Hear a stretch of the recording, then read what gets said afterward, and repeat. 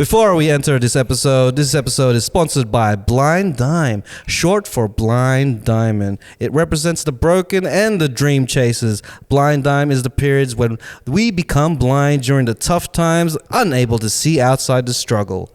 Pressure forms diamonds, so that's why you find your inner bling. Bling bling. We forget we're diamonds when we're experiencing pressure. Blind Dime represents struggle and a reminder to keep pushing forward. So if you want to go purchase anything from the merchandise of Blind Dime, the link will be right here, right below me, or on the caption below. So check it out. Let's go back into the show. Let's go. Yo. Welcome to another episode of the Cheatcoders podcast. My name is Raph and my voice is back. And this is episode number 251. And I'm here with my usual suspects of Sleeves Out. Sleeves Out is Mr. Done Doing Stuff. What's doing? And all the way to my right is Mr. Buhai Kali himself. Mr. Sexy on the mic and sexy when you like is Mr. Christian Garcia. I gotta match your energy. Hey.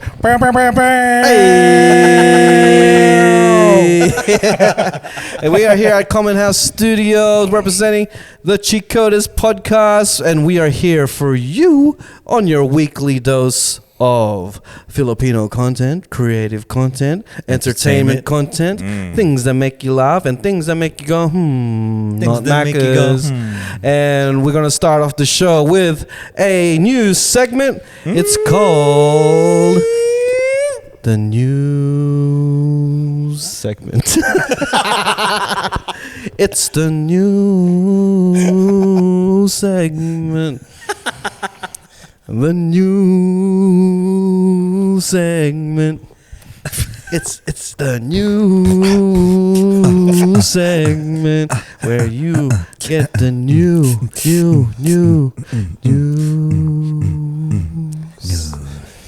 All right. Oh my god.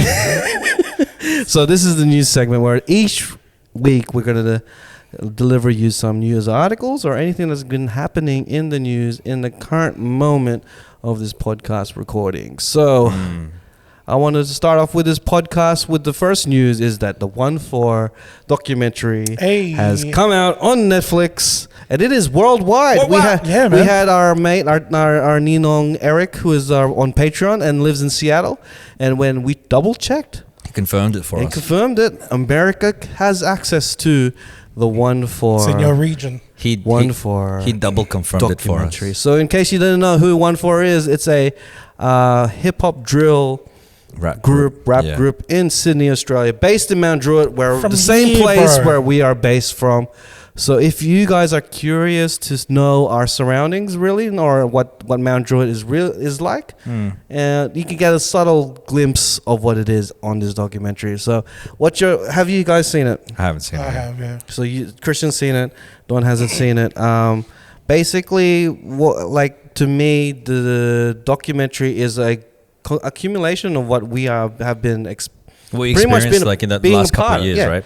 Being a part of, because we are closely creatives. We are creatives in the culture of Sydney, and it's good to see the names, the faces, and the places of like what we are part of. Yeah. It's like, man, the place that we record is a part of this documentary.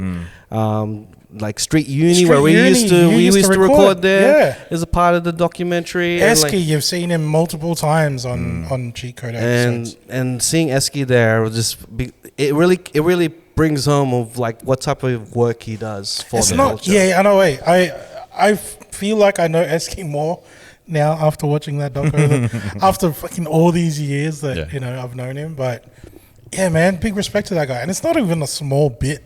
It's a huge bit. Bro, he's like one of the integral parts of the doco. Yeah. And he tells the story, like he does it justice, bro. Just, it's so good, man. Like, one of the things that I think people forget, again, like we mentioned this when Eric was with us, is that you've got this mad picture of what Australia might be.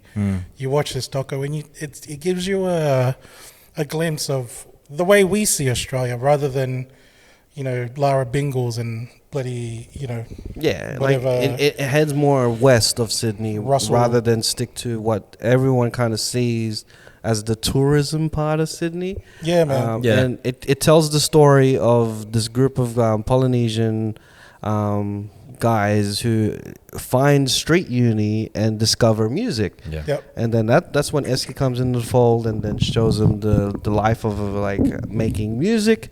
And then that's when OneFour began. And that's the story of OneFour at the beginning. Then we go through pretty much there until mid 2020 and or 2021, and the struggles of that group with the police. Yeah. And the fucked up thing is, it's not like it's stopped. Yeah, the doco's out, fucking still going, bro. Yeah, so the thing, it's still going, and I reckon OneFour to me is doing a great job of leading the music industry, hip hop side, or even in the general the music industry that represents Western Sydney and then places like Western Sydney type of thing. We talked about it in a previous episode that R&B and hip hop was never a big thing in Australia until you'd start to see a few R&B songs in the top 40s of Australian music. And I feel like now, because of OneFour, hopefully that the Australian music scene, the R&B, that hip hop stuff is starting to go worldwide. Yeah. Hopefully that's becoming a little bit more prominent. So, I mean, if the police keep doing what they're doing, then maybe it's not going to be. But at the end of the day, I reckon the spirit of the music is still going to be there. It's just that live performance it sucks that they can't perform live. Bro, fucking bullshit fucking laws, and it's a power trip, really. But so I think locally the police has been shutting down every time they hear about OneFour performing somewhere. They shut it down straight away. That it came to a point that Kid Leroy had to make him as a surprise guest without promoting them. So it's still going on now, but OneFour is doing a great job of doing things that no artists have done in Sydney. They have their own Netflix documentary that is worldwide. I don't see any other artists in Australia that are in the hip hop or R&B vein, or even generally in music in general, that dude have a Netflix documentary. So they're continuing to innovate rather than letting this shit hold them back. And this is how far back Australia is in terms of, America. You guys have gone through this back in the 80s, bro. Yeah. NWA faced this, you see it in the movie and stuff. Scooter Braun was in the documentary, and because he was, I think he was there with Kid Leroy. Yeah. And then Kid Leroy was telling him what's going on with the OneFour situation, with the cops shutting him down. And basically he said, you guys are like the Australian NWA. And the NWA situation was 30 years ago, bro. Yeah. This is the Australian, I guess, authorities or whatever. The thing that made me realize, just run by old cunts, dude, that this is so disconnected from the people that they're trying to police or govern.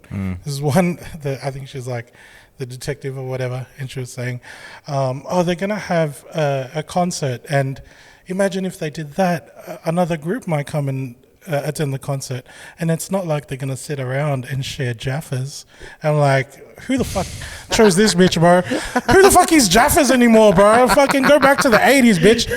Jesus, do they even sell that shit, man? Jaffas, bro. I've never seen Jaffas. Fuck me, dude. I don't even know what Jaffas are. They're like chips or something. I don't know. They're chocolates. Bro, that's how I haven't seen them sold since the 90s. That's where this bitch lives, bro. She's in that's why the situation is 90s NWA style. She's still in that mindset, dude. Bro, this is the bitch who's making rules and stuff, calling shots, and that's why the talent that we have living out here out west, it's being stunted because of bullshit like this. But the beauty of it is that because we've got YouTube and Spotify, everything is accessible now. Yeah. Imagine back then with NWA doing that. Unless you got past the record labels, you really couldn't get the music out. Get on the radio and stuff. It's very hard.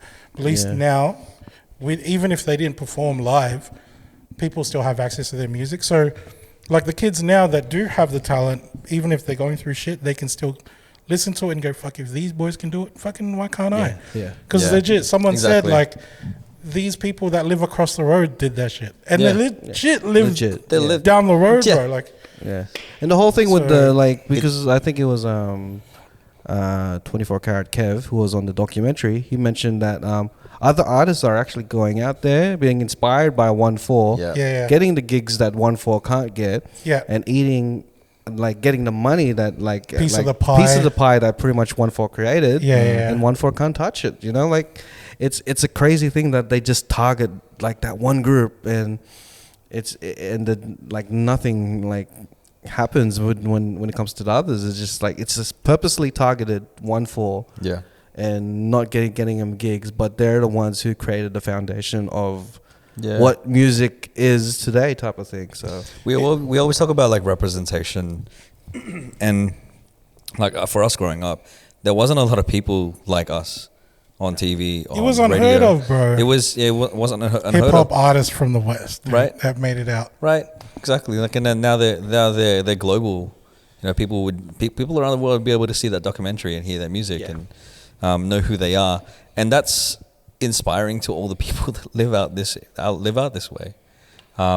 It's like a Pacquiao story, right? Because he lived in the area where, like, what do you call it? Like, it was stricken with like poverty and crime and stuff. And then through his fucking talent and stuff, even throughout all the bullshit that he went through, he fucking made it on top. And then he showed the world what he's good at. You know what I mean? And he gave Filipinos something proud. Like when OneFour music is played, it's one of the songs that, like, I feel like, oh shit, this is our song. Like, this is our music. He gave the locals something to be proud about. You know what I mean? You know, like, amidst all of the shitty things, whenever they say Mount Druitt on the news, it's always negative stuff. Till someone goes, hey, let's make some music and stuff. We can fucking blast in the car, dude, with pride. You know what I mean? Like there's songs that people say, it's this song will go nuts if you play it while driving through this certain area, because that's kind of where it's birthed from.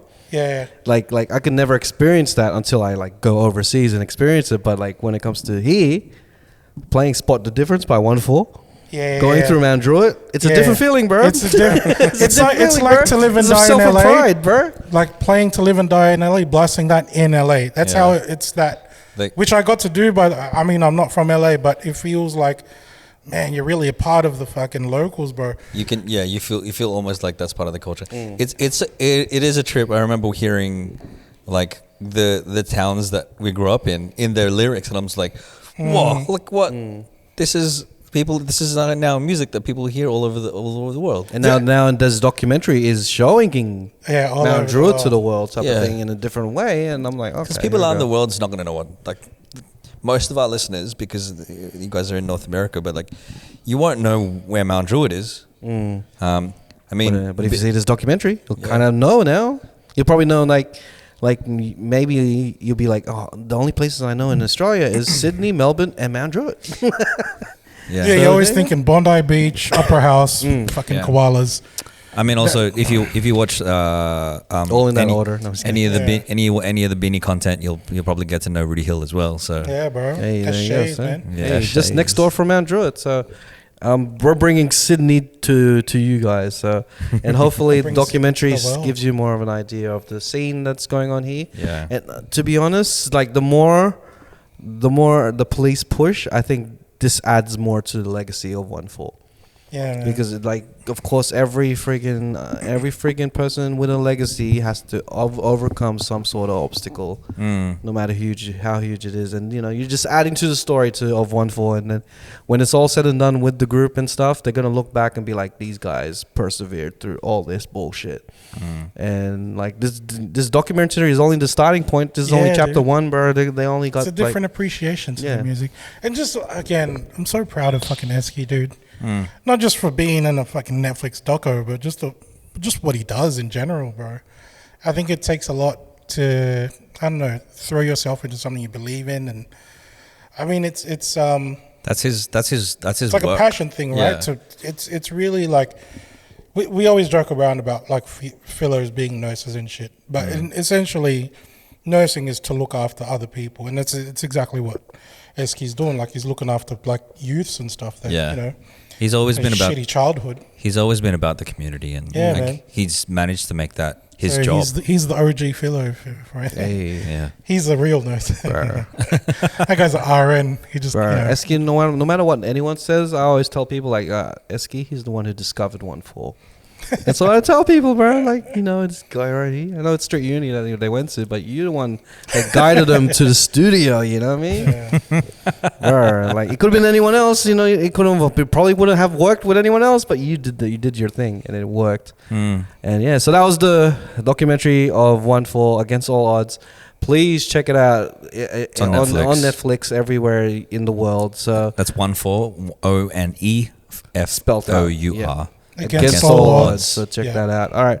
And my second article is going to bring down the mood a little bit because if you're a Friends fan, Yeah, I was thinking about RIP this, to man. Matthew Perry. Died about like passed away Yesterday. yesterday. Yeah, so it's really fresh on our minds. And yeah, man, it's one of those things that we need to talk about. And rest in peace to Matthew Perry, because like Friends has been a huge part of like people who are our age growing up. So it was part of the 90s and the 2000s era. Yeah. Or mainly in the 90s. But that's when people are growing up and becoming, you know, like growing up to find out who they are. And they go through it with the background music and the show of Friends. So like losing one of the friends, man, you never thought of that in your whole life type of thing. It's one of those things where, you know, if you realize how old you are now, it's like the people, We're getting in that age, your idols dude. are going to be passing away. And like, oh, bro. So it always takes you back when one of these deaths happen in the entertainment world. Yeah. When Uncle Phil, remember, you know, Fresh Prince, when that happened, it was like, ooh, again, like growing up, it was a character that was part of the childhood, right? Yeah. 'Cause back then, no internet, like TV was our getaway. Fresh Prince was the show that everybody kind of, when you went to school the next day and you didn't watch the episode the day before, you kind of felt left out and shit. So I you feel like- always try to keep up. Yeah. And Uncle Phil was that guy. And then, you know, that happened. It's like you lose a part of your family member. And I'm pretty sure a lot of people that like Friends is like your getaway. You know, you play that in the background even now. Like, you know, when you always have to have a show playing in the background, just like ambient noise, and you're constantly hearing this guy's voice and stuff. It becomes a part of your everyday. And then knowing that he's not there anymore, it really touched people, man. Yeah.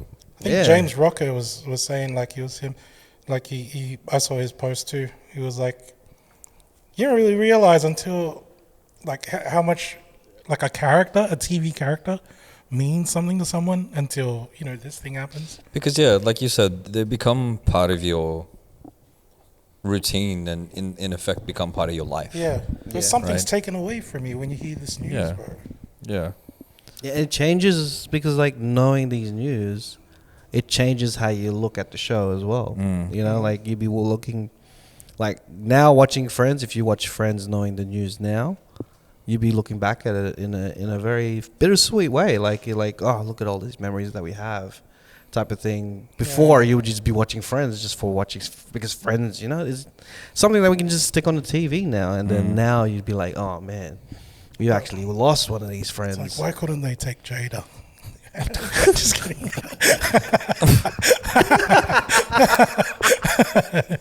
Jokes, kinda.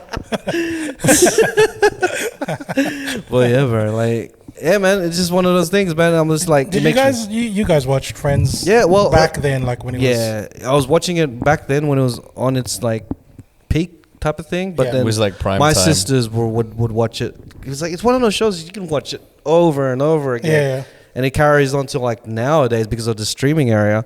Because like I remember my sisters watching it nonstop. I remember like there was a phase that me and Shiv would watch it like when it's on, and then like it was my sister that put me on. Yeah. I didn't really watch it at the time when, you know, it was new and it's like coming out, and then it wasn't until I think it was like 2017ish. I was teaching English at that, you know, Korean teaching school. the language school, and I get him to watch episodes of Friends just because of the way that they converse with each other, how they respond to each other. It's a good example of how friends talk instead of like teaching out of a book. Yeah. And I think that's where I watched it the most, man. So yeah, some really good memories just watching Friends with international students and stuff that it kind of became close with. I started dating one of them. Yeah. Remember that? Yeah. Yeah. The thing that I remember. That's what you learn from Friends. Yeah, start bro. dating each other. Fucking Joey hooked me up, bro. He was the wingman. Yeah, man. How you doing?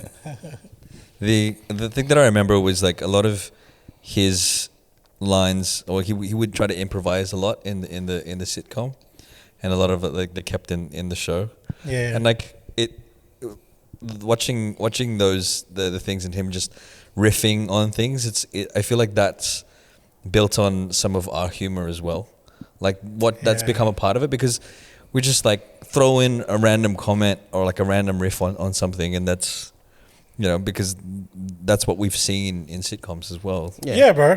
To be real, like Definitely. out of all the characters in Friends, it's probably like something, if I were to place one of the friends on their personality to relate to, it'd probably be Chandler, right? Yeah. He's the one who throws the Sarcasm. he throws in the joke in a serious time. Yeah. Because that's the only way he can cope with things, just through jokes. And and the awkwardness that he has, I kind of relate to that character in a way that like that's the way that I act around those situations too. So it becomes another thing where like, damn, man, if now I know that the facade of this character living is gone now and they passed away, and it makes me think of my mortality type of thing. Oh, dude, bro, it's crazy. Even just the situations itself of around his passing is just like, wow, man, that could happen to anyone, bro. Because I host trivia sometimes, right? And there's always the question that on the TV guide, who is the TV guide addressed to in Friends? And the answer to it is Ms. Chenandler Bong. Say again? So in Friends, their TV guide, they get. This is back in the 90s when you would get a TV guide. Yeah. You'd be sent to their apartment. Yeah. But it's addressed to Chandler Bing. Yeah. But it's spelled Ms. Chenandler Bong. And I don't know why, but that was just the most random thing that came to my mind. I'm like, oh man, and now I feel like every time I'm gonna read out that question, I'm like, oh. Yeah. It's weird, right? How often do you read that question? I've read it a few times. I've been hosting a trivia. Oh, the trivia, right. Yeah. Yeah. Like, to be real, Mara, losing a Friends character was probably like the last group of people that I thought would like be some place that we lose. Like, to be honest, I thought we were going to lose a Spice Girl before a Friends character. You know what I mean? Which one? I don't know who, but like I know which one you're talking about. But like, the Friends characters, I thought they were like, to me, they're just like. He passed away at 54, man. So bro, that's not far from here, bro. That's like it's around the corner. He was 54. Oh man. Viva La Bam Margera. Yeah. That guy's still kicking around. You know what I mean? I Like didn't think like he one of the would still be. Yeah, dude. That guy. I think all of the jackasses are still kicking around. No, I think one of them No, passed. man. Yeah, one of them passed. But Bam, like even back then, you kind of, I don't know, man. Like he's one of those dudes that you kind of think like he's like living fast. You know what I mean? Yeah. I never thought of him being old. And then, you still hear stories of him. Oh, he's gone back to rehab and stuff, right? Like, Yeah, it's strange. I see that's a dude, right? Like I never pictured getting old. Yeah. But then I never had that thought with Matthew Perry. Yeah. Or any like the Friends show wasn't really like as big for me as much as How I Met Your Mother. Now, if Neil Patrick Harris passed away, oh my God, bro! Like that's such a I know a lot of people are feeling that kind of loss. Like I could imagine that's how I would feel if I feel like heard Friends NPH, molded a lot of childhoods and bro. teen areas, but How I Met Your Mother molded a lot of adulthoods. Yeah, Because I watched that when I was like adult and like early to mid 20s or something. So a lot of references when Friends was out, I didn't really get. You know what I mean? But when How I Met Your Mother came out, I was at that age where I was like, oh yeah, I'm in the know. Like I don't feel like I'm excluded in the joke. Yeah. It's like, oh, I know what he's talking about. It's dicks and sex, bro. If Neil Patrick Harris passed away, dude, I'd be like, I'd be so bummed out. Who's the Seth Rogen? Is he the other dude? Oh no, that's No, not Seth Rogen. That's who Marshall you're talking about. Marshall. If Marshall passed away, I'd be Yeah. like, oh, bro, fuck, man. But Ted Mosby, I don't really wouldn't care that much. He can, I don't know. I'd be like, I think it'd be a Tuesday for me. Oh man. It's not that big of a deal. He was The thing is, It's always like, the lead character, right? Yeah, I know. it's always the lead character. No one cares, bro. The thing is, like, in How I Met Your Mother, I tend to identify with, like, you identify with one of the characters on different episodes. Like I when I was a teenager, Ted Mosby, I would have identified as him because he was the hopeless romantic. But then also in my like early 20s, like my university days, I would probably identify with Barney more. Like, you know what I mean? Did you ever identify as Barney's brother? Wayne Brady, yeah. Yeah. Because I was a singing extraordinaire. Oh, yes. yeah. Of course. Yes. Like, yeah, bro. Bro, just the other day, no, probably like just the other month, I was like, I don't even think we have any Golden Girls left. And then it's coming to a point now. It's like, bro, hopefully this doesn't make it into a domino effect, bro. I don't want to lose friends, man. Like it wasn't a big integral part of my life, but it was there enough to be like, whoa, taking it back type of thing. Like, but yeah, man, rest in peace to Matthew Perry, bro, and all the people who like grew up on Friends, bro. Man, just just do what you do. No one told you life was gonna be this way. It's the saddest claps as well, bro. But yeah, man. All right, so that's enough for the news of this week. The news of this week. I totally forgot what it sounded like before, so I had to make a new one up. All right, let's get to our next segment, which is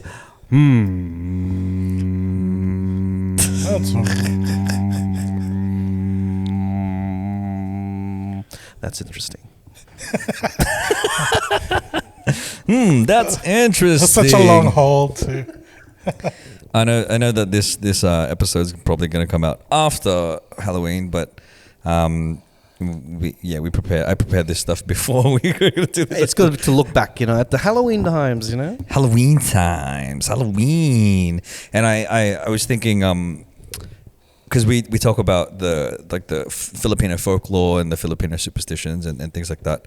I wanted to do a little bit of research and have a sticky beak on some stories around the Philippines about ghost stories and superstitions. So the thing that I'm going to talk about are different places in the Philippines where you would probably find ghosts.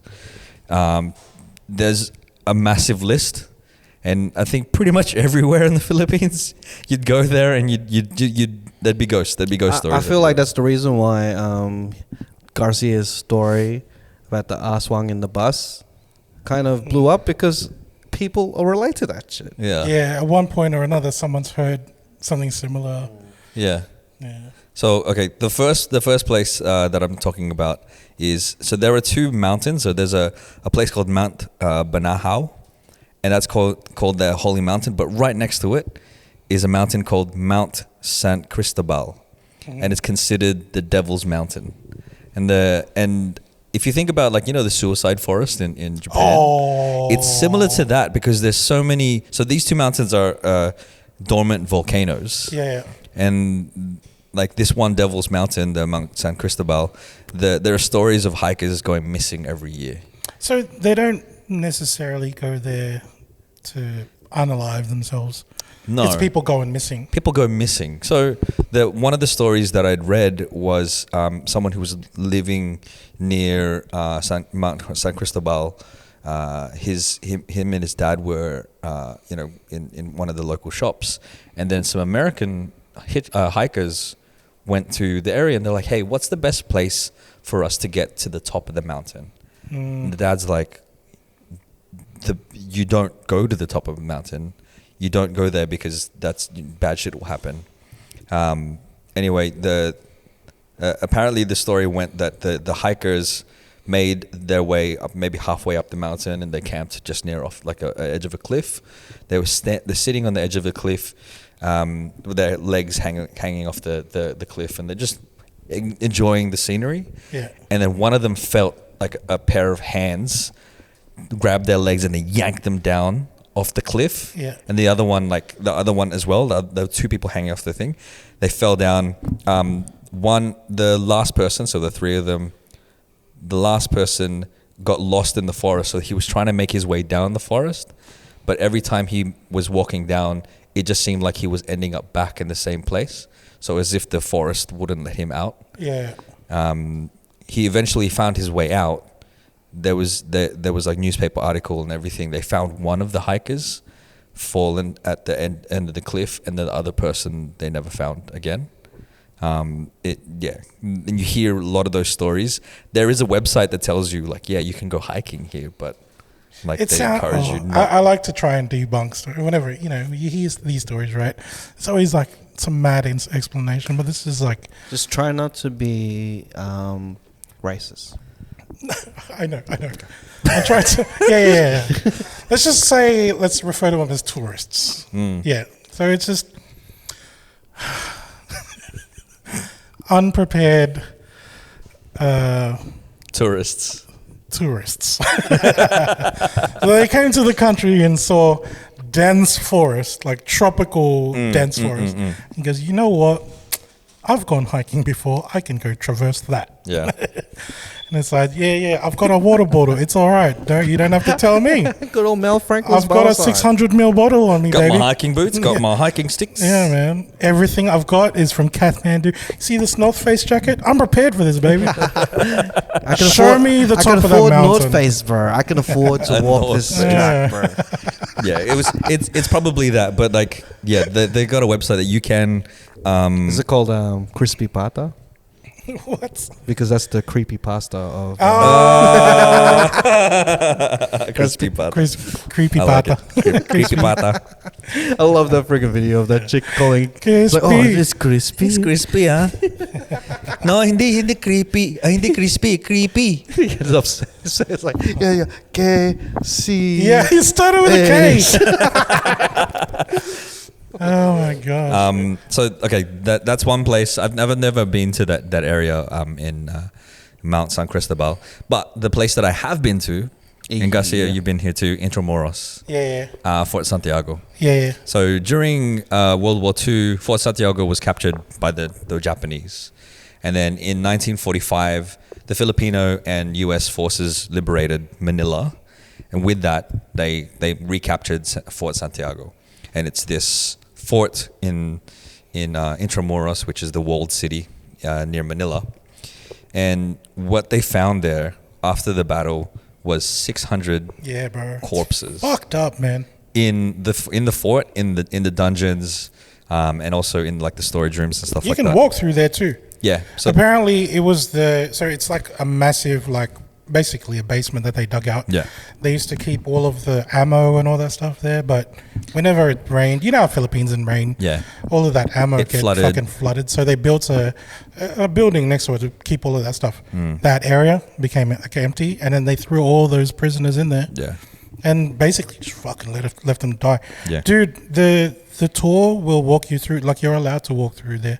And they put like figurines of what the prisoners would have looked like. They have mannequins and stuff, and they have photos of like the actual corpses and stuff. It's morbid. I didn't want to go in there, man, because I'm still, dude, like this is a place where a lot of people like spent their last breath in agony, bro. Yeah. I'm not about to treat that like a fucking like a. What if you had a North Face jacket, bro?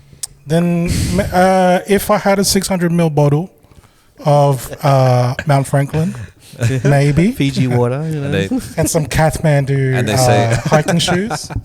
They say that you can still hear the screams or sounds of the dead soldiers and the civilians that were tortured in Fort Santiago, sometimes at night.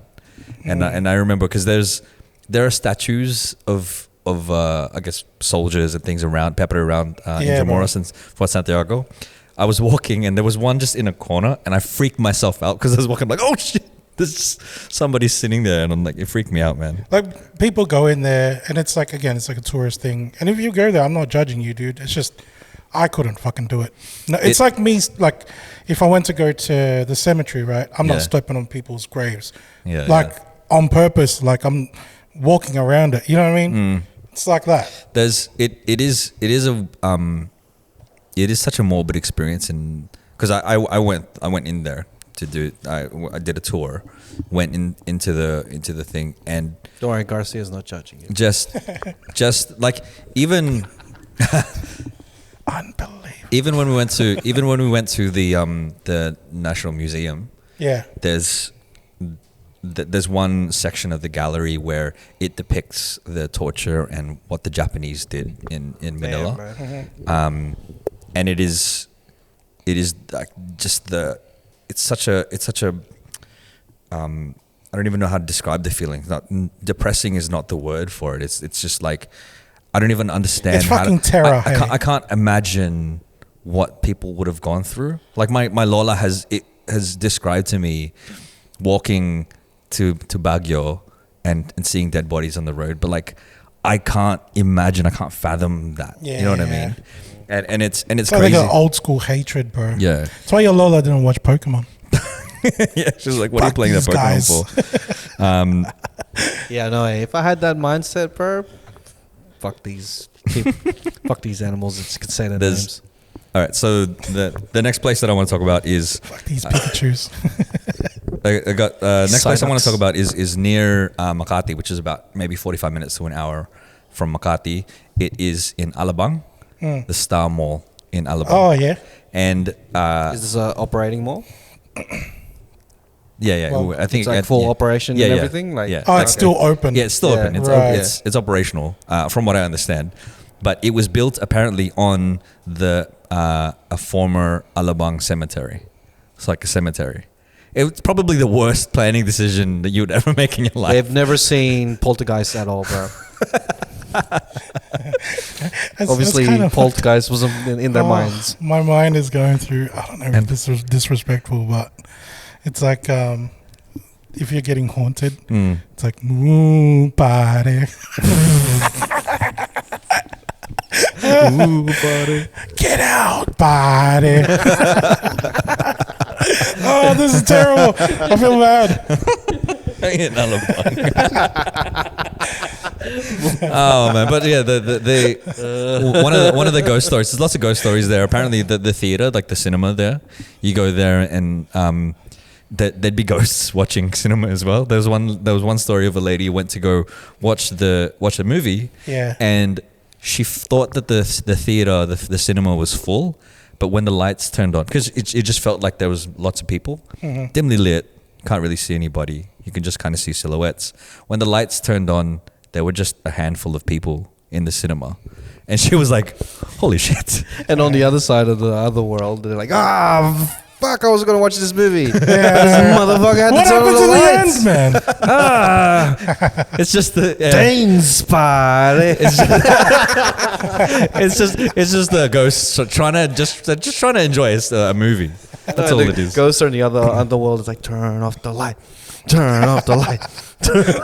Then there's other ghosts going, go to the light. Go to the light. See, there's two type of ghosts, man. Yeah, man. They just want to watch a movie, bro. There's the ghosts that want to go to heaven and the conyos.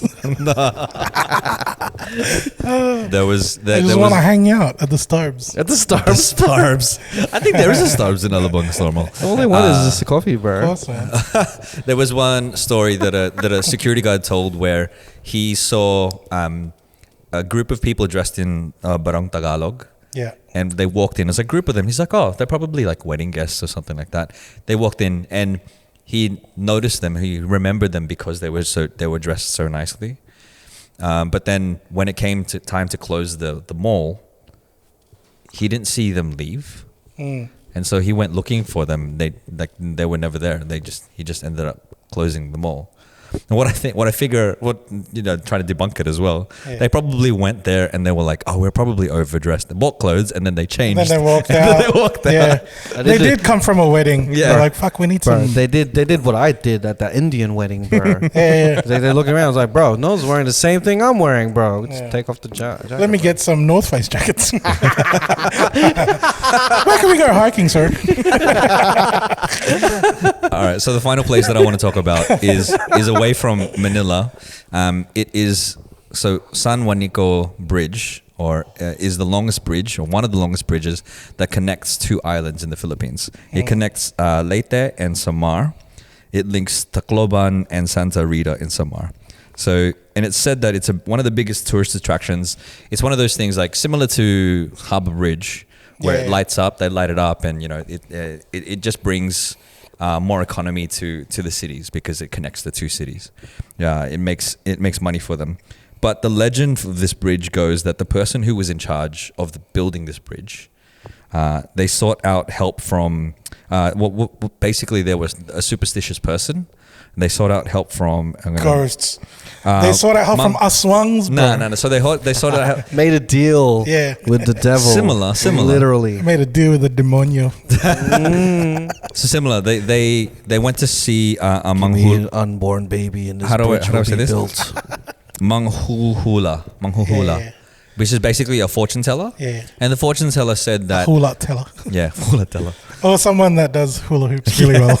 They were just like Manghula. they're in the hula hoop like this, and they said to them like Your future will be. they basically said, in order for you to strengthen the foundation, Yeah. the foundation needs to be strengthened with blood. That's what the fortune teller said to them. And so what?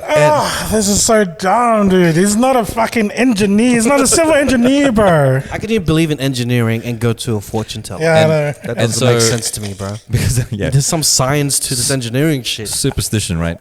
And there were rumors that, it was said that there were lots of kids being reported missing when the bridge was being reported. bro, Being this is produced. fucked up, They man. didn't specify what blood. You could have given Dinigo on. You would have been okay. Yeah, bro. no, pig's blood. There's a lot of chickens there. You didn't mention Bro. nothing specific about blood. So yeah, the legend Just is pouring Dinoga on the bridge. the bridge. I thought it was an strong. oil spill, bro. Turns out it was Dinoga. But yeah, Kept trying to dodge it and drive around that thing. apparently the kids were being killed, or like their blood was taken and it was getting mixed in with the cement and to strengthen the foundation. Of Bro, the that guy facade. is so terrible at engineering. I'm not even an engineer, and I know. Bro, if I That- wrote that in an exam for an engineering test, I'd fail, bro. Yeah, man. Yeah. If This guy, I wrote Dinigo on, maybe I'd pass, you know? Man. This guy's a genius. that body is gonna decay. I think the word is cavitate. Basically, you've got an empty spot in there, Space. and then it's not as straight. You've fucked up with the integrity of the Bro, I'm surprised this bridge is still up and running, man. If you were gonna be like, hey, let's build a bridge, who's the first person you speak to? You don't go to a guy with a fucking hula hoop. You know what I thought? Bro. You know what I thought as well? I thought as well that the person would have said, like, they misinterpreted what the person said. The person said, "Oh, it's gonna take a lot of blood, sweat, and tears to Yeah. build a strong foundation." And they were like, "Blood? Yeah, blood. Okay, yeah, let's go kidnap some kids and put their blood in the cement." Sweat and tears, I got plenty of that. Yeah. Blood. I'll make them work out before they die. What type A, B, type O? Which one? Universal. You need the universal blood Fucking type. hell. Oh, It's like taking it's like, imagine if you read it from a fortune cookie and he took it really literal. yeah. And just to add like injury to insult, there's not really a fun fact, but during the Marcos dictatorship, there was a torture technique where they would lay a victim between two cots. So their head and the upper body would be on one end, and then their feet would be on another. Okay, I thought you meant two cots with two babies crying. Oh, no, because two that sounds That's like a torture, fucking bro. torture. Kind of yeah. two beds. Just laying there with two babies crying. What here? So What here, bro? They needed to balance there, and they would beat them, and then if they like, I don't know why I laughed. It just sounds because horrible. you're a very bad man. Yeah, I know. You're fucking terrible. evil, bro. You're terrible. an aswang, bro. You're asshole. when they wouldn't asshole one, when they wouldn't balance and they'd hit the floor, they'd just beat them more. Like that was a torture technique called the San Juanico Bridge. Or During Don's They Friday did that night. at the bridge. They did this during the Marcos dictatorship, but they called that torture technique the Ah, San the Juanico Juanico. Bridge. That's fucked up, man. Bruh. At least give it. Oh my god, this is terrible, You should bro. just call it the Halikaditon Bridge. Halikadito right here. Halikadito right quick. Bridge. It Bridge. really is one of those things. Like everybody's got a story to share. Mm. When I was in school, I went to school in Pasai for a couple of years and stuff before coming to Australia. That place used to be a cemetery too, and then eventually Pasai got built up over time, and you still see parts of it. Like we have, like, you know, those traditional kind of like center courtyard. It's empty and stuff. It's where kids are playing, and then the buildings are on the outside. So it's like building on your left, building towards the center, and then building on your right. Each of them kind of have different purposes. Like the middle one has the chapel and all that stuff. But essentially, you've got this massive empty area in the middle where everybody kind of shares that space. Each building has their own story, bro. Like the building that I was in, because I only went to school there in like kindergarten, year 1, and year 2 as well. You know the state fair and stuff, like whenever you have like one day of the year when they hold up, like it's like a carnival kind of thing, right? And then everybody has to buy a ticket to get on the ride, blah blah blah. It's just a fundraise. One of the things they would do is they'll design one of the rooms as if it's like a haunted mansion. You get to walk through it, like it's some people are going to come and, you know, jump scare and stuff, and it's scary. And then I've heard people saying like, oh, that was so scary, especially the ghost part and stuff. And then they were like, what are you talking about? Like, we're just in sheets and makeup and that. We don't have ghosts. Like, and they go, the ghost in that room over there, that one. And again, it's like, it's not just the one person. It's like a whole bunch of people saying, yeah, it was there. And we're trying to avoid it as much as you can because it looks so real. I love it, bro. The dedication to the ride. That's part of the ride, bro. They're pretending to not know there's a ghost in there. They get you a little more chills. They're still acting like fucking. Like, you know, your role ended already, right? We've already paid. It's like, man, it's like I'm still in the ride. It's been 7 days. Man, there's a whole bunch of. I heard weird stories too, like in the garden that we would play around in. There's like big boulders and stuff, right? And apparently those things move around at night, like, and it's not as if it's just a pebble that's rolling around. It's like they stand up and walk around and shit. They transform into Dwayne The Rock Johnson. Dwayne Day The Rock Johnson. Dwayne Day The Rock Johnson. you got to go tummy pot. Do you smell what the tummy pot is cooking? Do you smell what the tabo is cooking? Know your role and tubby ball. Know where you're gonna pee. Oh man. Dwayne The Rock Johnson. Fuck me.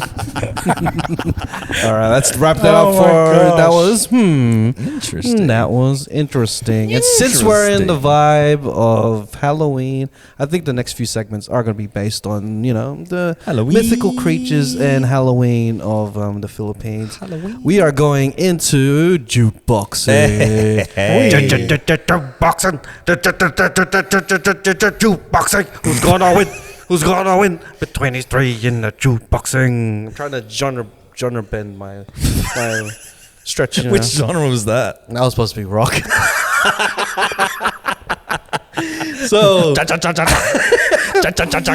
jukeboxing. So if you don't know what jukeboxing is, every week we're going to be nominating a song that's going to be in topic each week that we do jukeboxing, and each of us have to nominate a song that will be the most suitable of that topic, and then you guys at home will decide which one was the best pick. And then this one's a different one because we got a topic, and the topic is the song you play to seduce a Filipino mythical creature. Yes. So we get to choose a mythical creature and then choose a song that we seduce them with. So don't know stuff. I like to start off with you because like you seem to be really excited about this one. So what song do you want to play? What mythical creature are you seducing, and what song are you going to play? I want to go with Old Faithful, and then so I want to seduce an aswang. Ooh, original. Aswang. Aswang. And this song, I'll just let you play it first, and I'll describe it as it goes. Oh, I didn't know one for the fucking aswang. So Sorry, You don't- YouTube Premium. No, not me. You don't have YouTube Premium. Let's wait for this play ad it to like finish. this. Play it into the mic. I'll just send it to me. I'll play it on the thing. Because he's got connected to I the don't know broadcaster. what for aswang, man. And then let's obviously when you're trying to seduce anybody, right? You wanna start off nice and slow. It's as if like, you know, you're in a room full of people, but you just see the one aswang. So you want to start it slow. You want to start it steady. And you just lock eyes with the aswang. And you start playing the piano.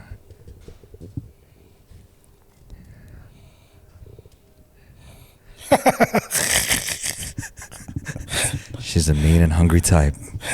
But you also want to be truthful. And so you say exactly what she is. She's watching and waiting. She just wants, you know. And all of a sudden, everybody else fades away, and it's just you and her. People want to see her, but it's just you and her.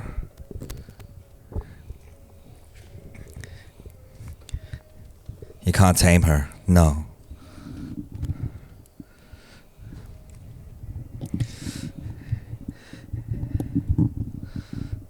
You know it's not love because aswang. Oh, I gotta change up my song. That was the song I chose. Aswang. She's a man eater. She's a man eater. And the aswang's just like body rolling shit, Exactly. taking off the. And then so taking the off tempo starts to build oh. up because you're getting into the rhythm of it. If you up there hard. Yeah.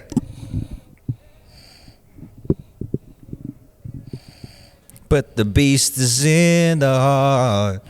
One more chorus. All right, here we go. We need to seduce them even more. Oh, aswang. Hey. Watch out, boy, she'll chew you up. Oh, aswang. She's a man eater. And that's how you seduce an aswang. Hey. Sounds depressing. This is during dinner, you know. You gotta ease it in. All right, Garcia, what song do you want to play? And who's the Filipino mythical creature that you're going for? Oh, I thought we had to do one for aswang as well just now. Oh, you can choose one. You can choose one. Oh, all right. Well, I'll go with the Manananggal then because I'm a bit more prepared for that one. There you go. But this one's I really chose two different songs, man. Sorry, let me. I sent you the one for the aswang. Let's play that one though, just in case, because you know we're in the aswang territory. Might as well. Let's go. So there's one for each creature.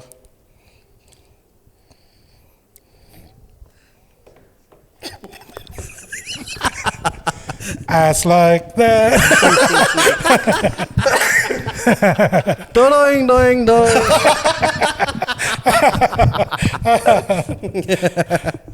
Aswang like that.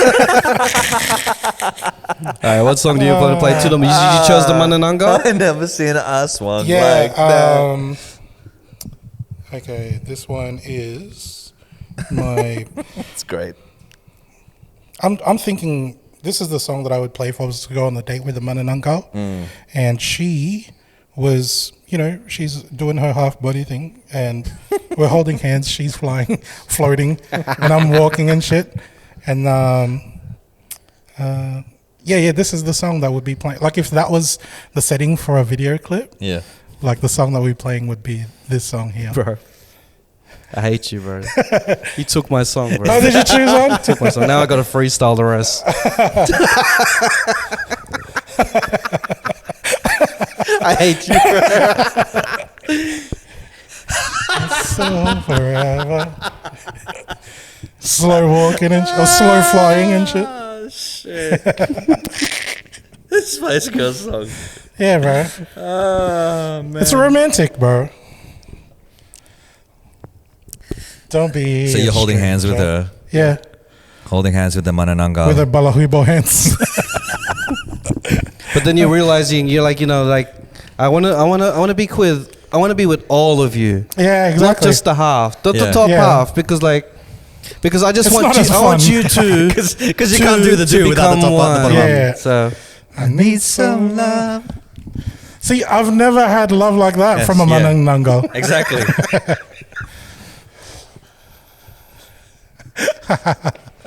You want more. Yeah, right. You have half, but you want more.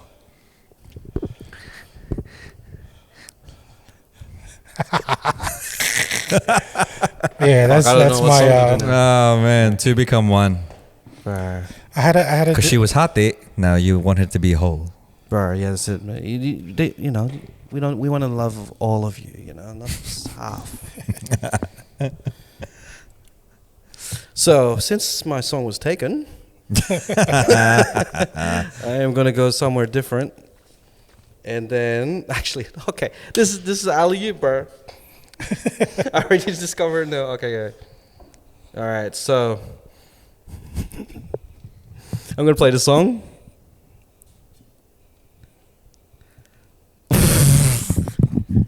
And this is dedicated to the original. The original Filipino mythical creature, the most beautiful one. The one when I'm driving down Baleta Drive. Hey, you! Talking about the white lady. Get into my car. Get into my car. I'm driving back and forth Baleta Drive. I'm looking for you, baby. She's in your backseat. Just checking my back seat, checking my rear view mirror. She's not there yet. And then I see her in front. I'll be like,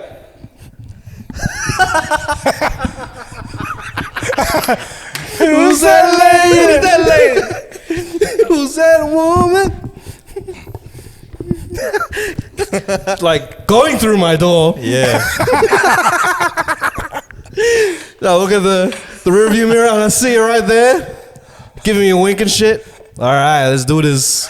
Where do you want to go? We can get out of Baleta Drive for a bit because you're mine for tonight. Because Get out of my dreams. Get into my car. Get in the backseat, baby. Get in the backseat,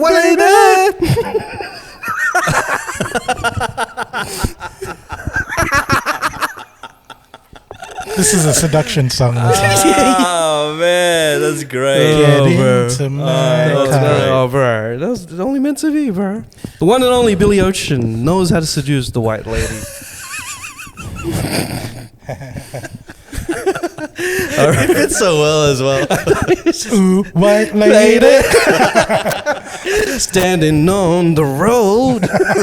Ooh, white lady. All right, so everyone out there, we're gonna put a poll up on our Instagram with this snippet. Choose which song that you liked, and nominate whatever. Which song was the best song that seduced the Filipino mythical creature? Can I get one? Can I add one more for the tikbalang? Oh yeah. We need to get Dick Ballin involved, bro. Yeah, I don't want to, single them out and Or leave them I feel out. like that. Yeah, sorry, leave them out just because they're a big part of the crew. Oh, I'm so sad that I always overread the thing. Oh, here you go. It's not a surprise. Bow, bow, bow. This is You gotta seduce them, That's bro. not a surprise at all. This is when you accidentally you go in the toilet. Yeah, And then you think no one's in the shower, but then you accidentally see a tikbalang having a shower. yeah. This is a song that's playing. This is the song that bass kicks in. Bow, bow, bow. bro. Start taking your shirt off. Bro. Start taking the saddle off and shit. I'ma take a balang. Looking for a partner.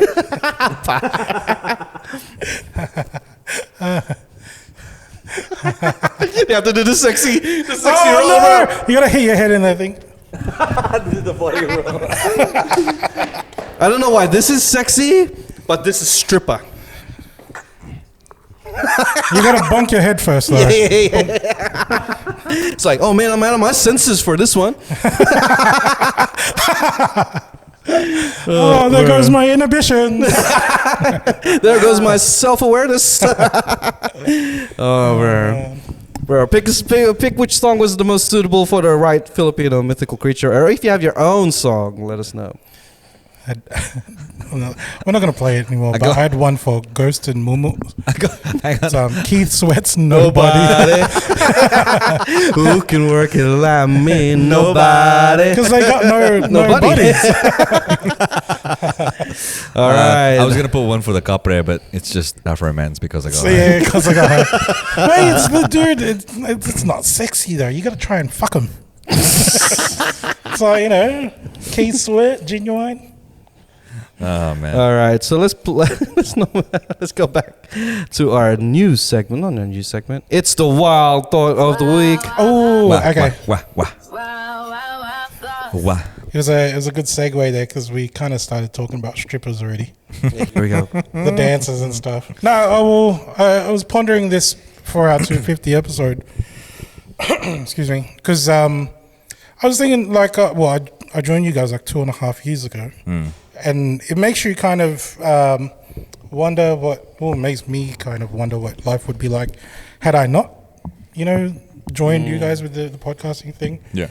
There's a few things that happen. Maybe I'd be more higher up at work. That's one option. Probably not, maybe, but probably not. The other thing was I'll probably end up starting my own OnlyFans or like start stripping or whatever, just to pass time because everyone else was doing it. Like I'll jump on board. Bro, if you got it, flaunt it is what. That's the thing. I don't have it.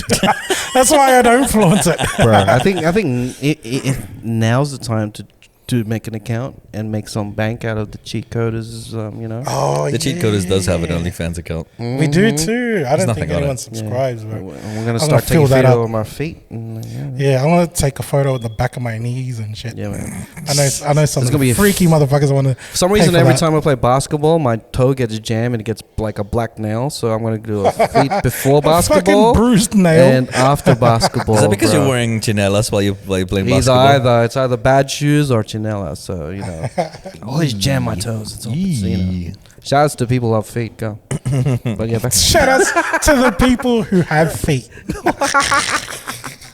Shout outs to the Manananggal who refuse to use their feet. Man. They probably have the sexiest feet here because they use it less. Yeah, it's all slender and shit. Yeah. And it's like it never sees the sun. Manananggal has the sexiest legs for sure because they're busy flying off and preserving their legs to the side. They're pristine. Yeah, they're just keeping it in the garage, in the closet like clean shoes, and they just fly off, bro. They leave it by the door. They leave it, That's it, bro. But don't make the mistake of trying to preserve it with salt because that'll just fuck it up. Oh yeah. Maybe suka will help, just to preserve it. This is. I know this isn't Patreon. Maybe I won't say it. All right, I'll say it. So imagine if you walked into a house and you saw some Manananggal legs, and this thing had like a bunda. Like, what's your next move, Don? Raph, what are you doing? You know what I mean? Because like if you slap it. I don't know the genetics thing because if I slap it, I'm pretty sure the top half will feel it. Yeah. Therefore, knowing that someone's been playing around with it, I'd have to run after the little. I would find the top half. No, but I'll be a gentleman. I'm like this. Is I'm running this back because like this is gonna make me look like a mad creep. I think I would find the top half. I'd be respectful. Ask for consent and then go to town. Go to town. I'll take it to dinner and shit. Just the bottom half. You want to go for a walk? I know you haven't gone for a walk in a while. Buy some nice shoes and shit. You go to dinner and I'll be like, can I get the steak and salad? And she'll have anything but just no salt, thank you. No salt. Like Filipino parties, the best part of it, like is that before you walk in, you know who's in there by the shoes that are laid on the floor. Yeah. So like with the Manananggals, you could be walking past, it's like, oh, like Sharon's here because like the big bundas, like Sharon the Manananggal. Sharon the Manananggal's right here because Good old Shaz. they're good at bundas right at the front, bro. Sharon's other half is here.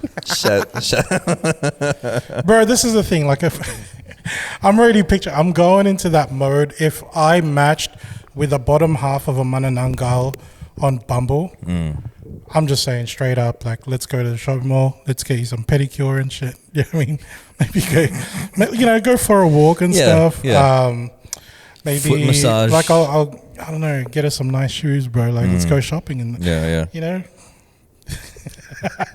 take her out. You know what I mean? The legs will be so fine, bro. Oh my god, dude! Yeah, oh my. Pow in the back, like she's been the doing Filipino calves as well. Fucking hell, man, she's got like those tight leggings on and Oh shit. my god, look at us! You know the ones I'm Look at talking us. about? When they're right up the back, like they've been to the gym. Like oh my god, Yeah, bro. Lululemons, I think is what they're called. Man. Oh man. Oh, you wear Lorna Jane for the actual purpose? So good. Just wearing that blue ivy. Get some nail polish on her toesies, bro. Was that? What's that? Well, there's a little. Was that the there's a little. Wildcat? There's a little. There's a little like black nail over there. She plays basketball like me.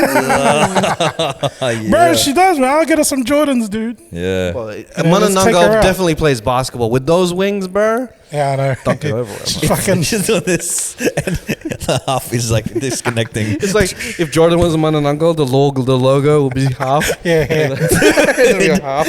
Let's put that on the shirt. Let's put that on the shirt. Manananggal Jordan. It's getting crazy airtime, mate. Air And Manananggal. his tongue is out still. It's long as too. Yeah.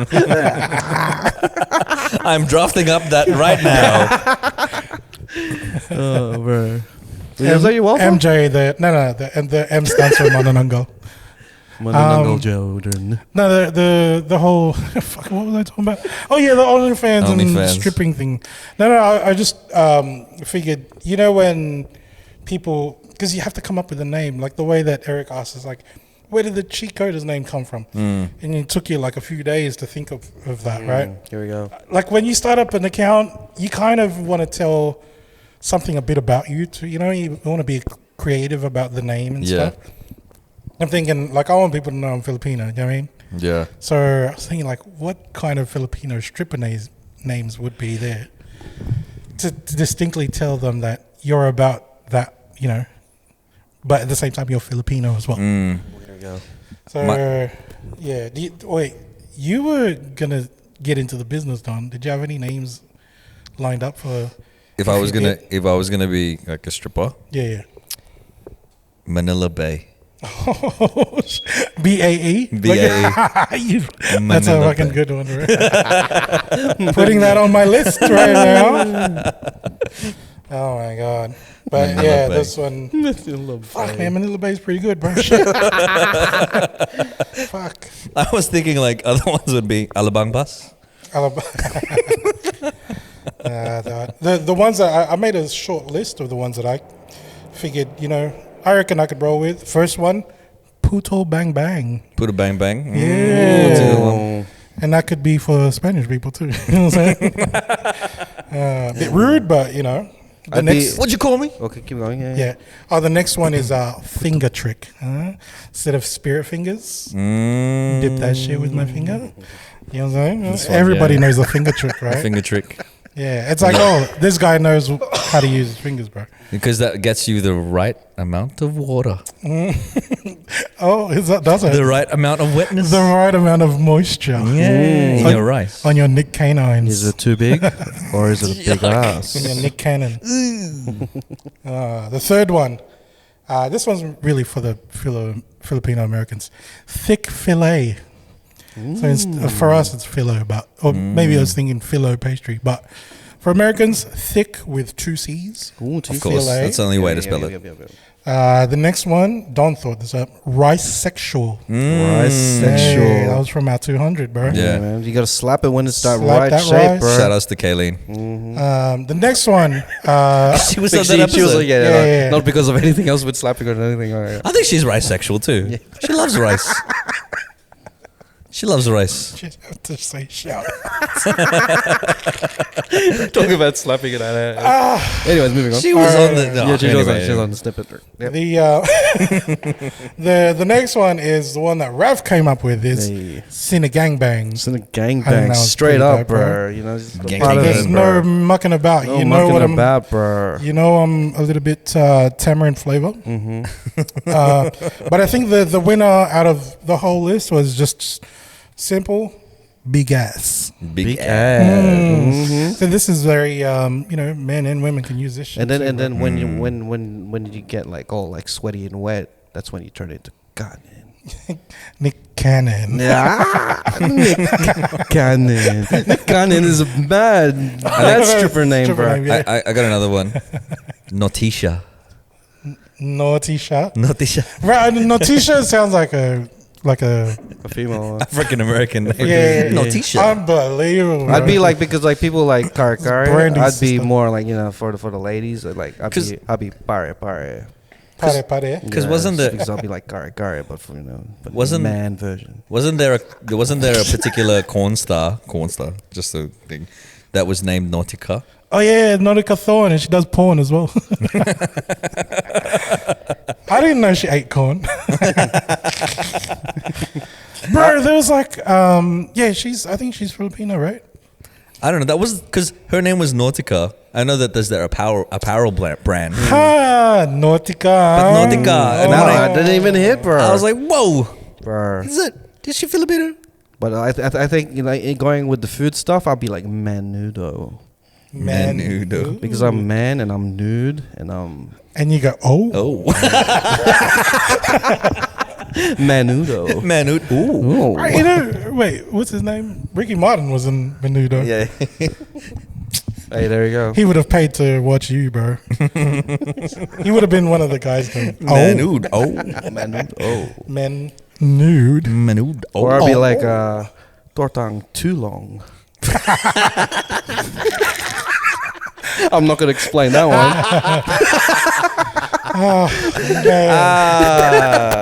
Tortang too long. Tortang too big. Too big. It's just an eggplant in water. Yeah. That's what it is. Tortang too big. It's, Why you is this- it's just you washing the eggplant Before before wet, bro. Finger trick. The right amount of water for Tortang. Too big. long. Too long. That's a great one. Oh, bro, I'm just thinking of food. I don't know, my mind just goes straight to food. bro. Oh man. But I'd be like, Tortang 2, it's medium. Tortang 2 is average. Or like when the girls are like, when we're like, some girls would be like, oh, you know, I've had bigger before, but you're just the right size. So Yeah, I'd be I like, Tortang 2, right size. Yeah, I know. For you. Tortang to sakto lang. Yeah, I know. Exacto. Sakto lang. Exacto. It's like Tortang 2. I like yours because it doesn't hurt. Like, fuck. I don't know. I don't know hurt how I me. feel about it. Ouch. Me. Sakit sa puso. You Tortang my heart.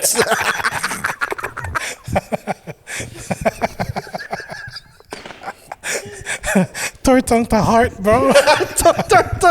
Tortang sa puso. Tortang sa puso. Oh, bro, Tortang sa puso sounds really like, you know. Tortang my emotions, bitch. Emotions, bitch. Well, my Tortang ina mo. my new stripper name is Pasensya, bro. Yeah, because she sees it and you're like, Pasensya, bro. she sees it and you're like, pasensya, bro. Pasensya. Oh, man. Step bro. Sencha step bro. Oh, no.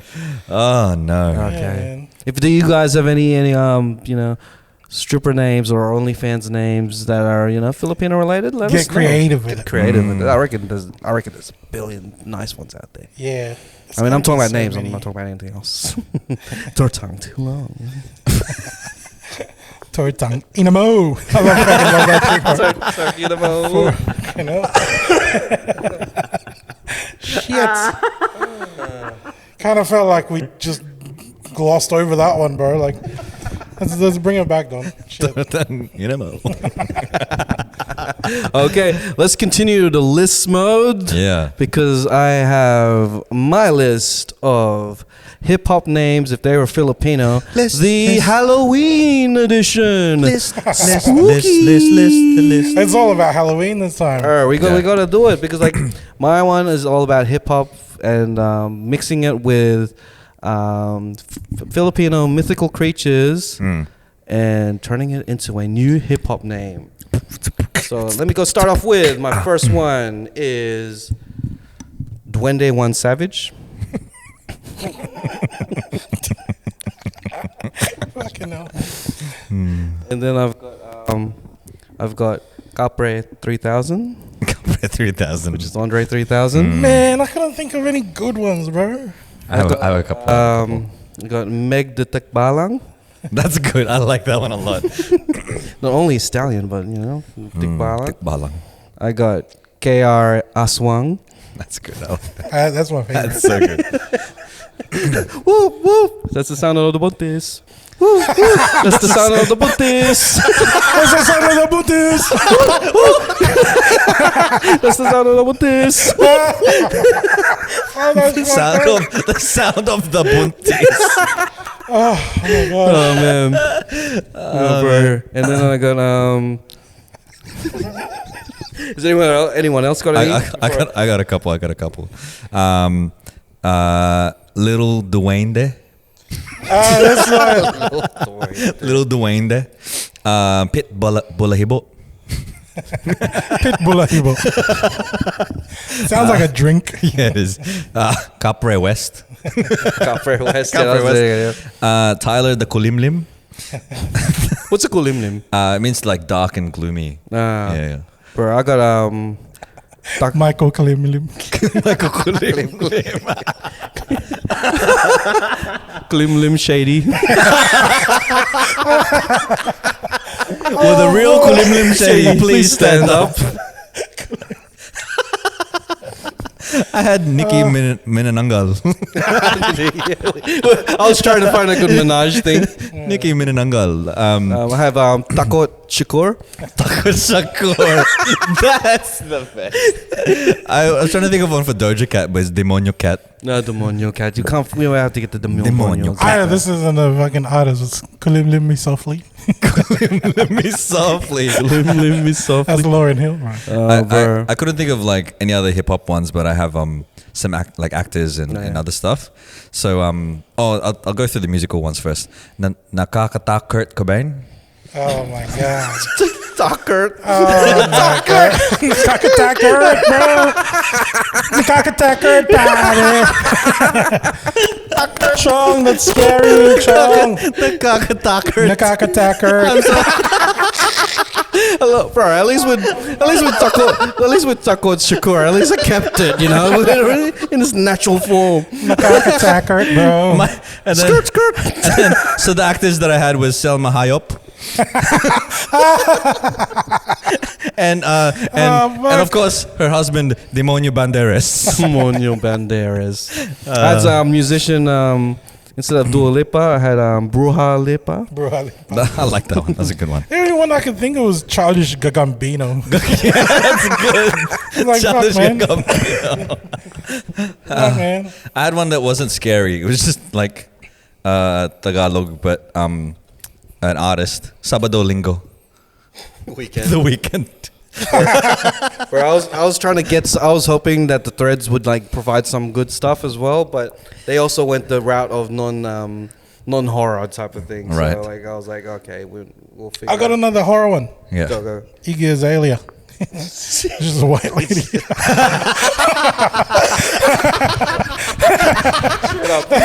Straight up. Oh, man. Oh man, that's great. That's so good. I like that a lot. Bro, so Shout outs to the Australian music artists. Yeah, OneFour. Oh, she made it out. Oh, white lady. Who's that lady? Standing in the middle of the I road. can't get over the. It's the sound of the buntis. That's the sound of the this. Oh, KR swung. Swung, He's doing that as well with his hand. He's the most intellectual aswang out there. That's so good. Giving all the aswang facts and stuff. That's like, bro. so good. Spit facts. Spit facts and bars, Spit. bro. He's the only aswang that spits fire, bro. Bro. Schooling Bro. us, man. Straight fire. Well, if you guys have any more Filipino-related mythical creatures mixed with hip-hop artist names, Or let us just know. anyone's name. It's so niche. Really. I as know it's well. so niche because they're like, Hip niche hop. to it, bro. Filipino. Halloween. Halloween, bro. Don't worry, bro. And also, if you got a topic that you want to make us turn into puns, bro, give us some ideas and stuff. Like, we already gone through rock bands, we already gone through horror movies, we already gone through all this other stuff. So give us a topic and we'll turn them into fun puns, bro. Fun puns. Fun puns. That sounds like Fun puns. fun puns, fun puns, fun puns. Fun puns, fun puns, fun puns. Fun puns. I just want to tell everybody, in case they don't know yet, none of this is scripted. This is over the top of the dome.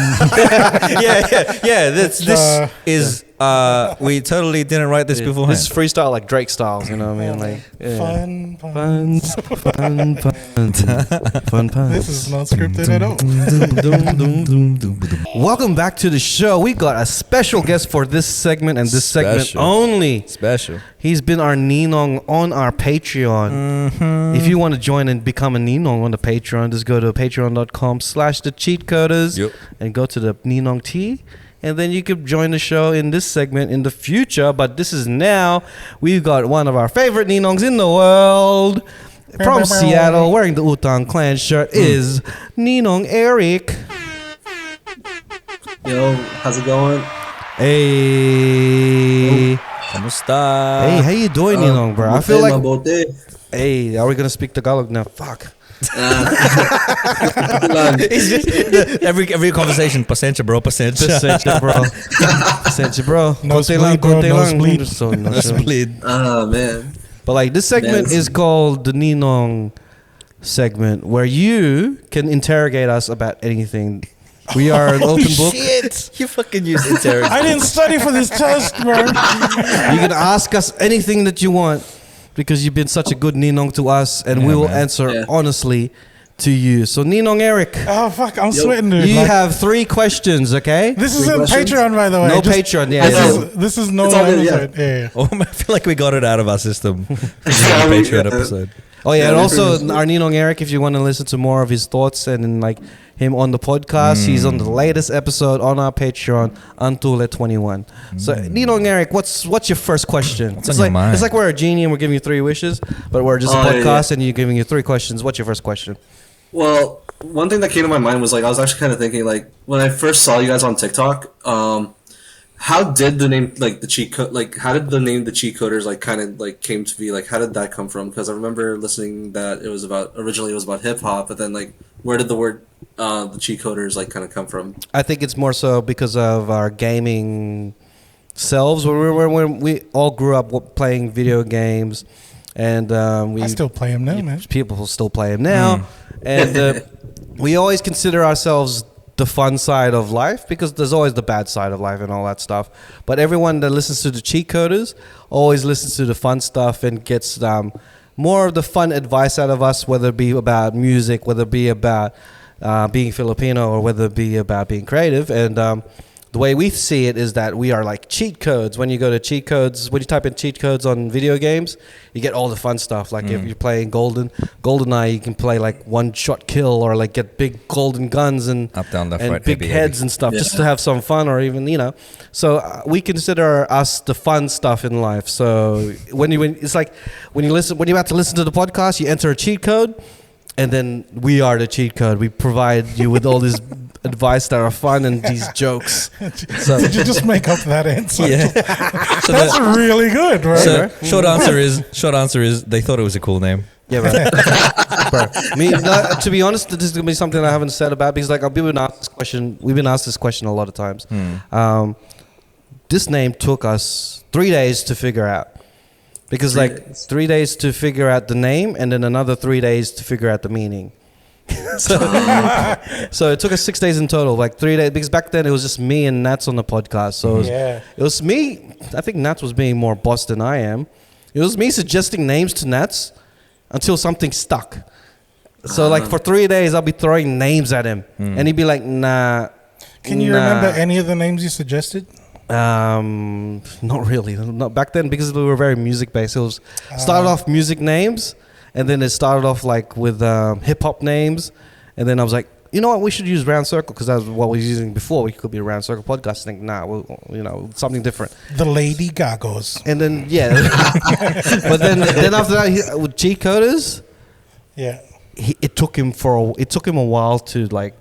Either give an answer. He hesitated. All right, we're sticking with that one. We are sticking with the cheat code. Kind of like someone that hesitated and asked him if he can sing. That means it's a yes. If you want to hear Ninong, Eric sing, you better subscribe to the Patreon, bro. Nah. Oh, we can do it now if you want to give it to our free audience. Nah. That's the cheat coders. That's where we came with the cheat coders. But once we had the cheat coders name, it took us 3 days to figure out what it meant, because we thought of the name first, meaning a lot after. So. But yeah, that's the meaning of the cheat coders. It made a little bit of sense when we were interviewing a lot of creatives and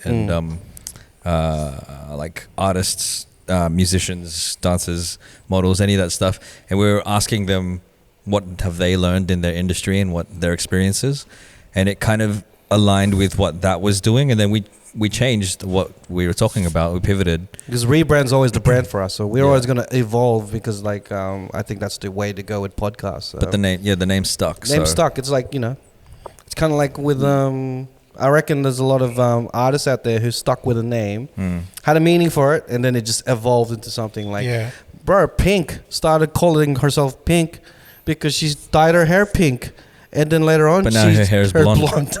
And Pink is different now. So, all right. Question number 2 from Ninong Eric. Wait, just before you go with question 2, did you give him time to come up with these questions? No, or are you just doing this on the fly? On the fly, bro. I'm actually doing it on the fly. Actually. All right. He's prepared, man. He's prepared. Okay. So let's see. Question number 2. Wait, I'm trying to remember if one of you guys had tattoos or something like that. But if you do have a tattoo design, what would you want on your tattoo designs? Ooh. A W on each butt cheek. No. Because you're always winning. No. Because he's always wowing the crowd. Wow. No, I had a what are they called? Ambigrams of my name, because Gussie and I would read Dan Brown books, and there was just one of the Dan Brown books. He has an ambigram, and what an ambigram is. It looks the same when you flip it over. Yeah. And so what I did was I drew my name, my first name, and then when you flipped it over, you read out my last name. And I had that, I designed it years ago. Had it stuck to my on my workstation, my computer for years, and then I never got the tattoo. He's lying. He got it on his bum. So when it's either you're looking at it says done, or when you flip him upside down. Whenever he does a cartwheel naked, you can. Oh yeah, it says Valix now. Bro, if he cartwheels super fast, you can see his name change. He goes sideways. It's his middle name. Bro, that's a mad text. But yeah, I wanted that ambigram style. I think ever since the podcast where we've learned about more Filipino stuff, I've been discovering and unleashing the Filipino inside of me that I never knew. So I want to get something that's Filipino related, whether it be a Filipino tribal thing or something to represent the Philippines. Jollibee. And yeah, probably Jollibee. No, but I'm not gonna do that until They come here. maybe this will make them come to Australia real quick. All right, if Jollibee comes to Australia, I will tattoo the Jollibee bee on me. Oh man, I really wish they come there. Not because of the fucking chicken joint. I want to see I want to this. see this too. I want to see this. If he keeps this in the edit, then we know. Bro, no.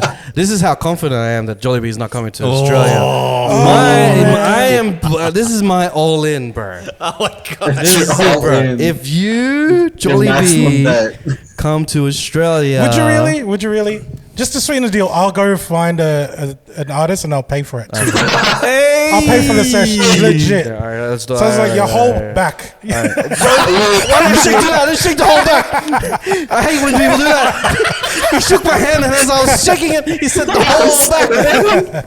I was thinking like a little one, a cute little one, like a Cute little one. a cute little bee over here, but he said whole back.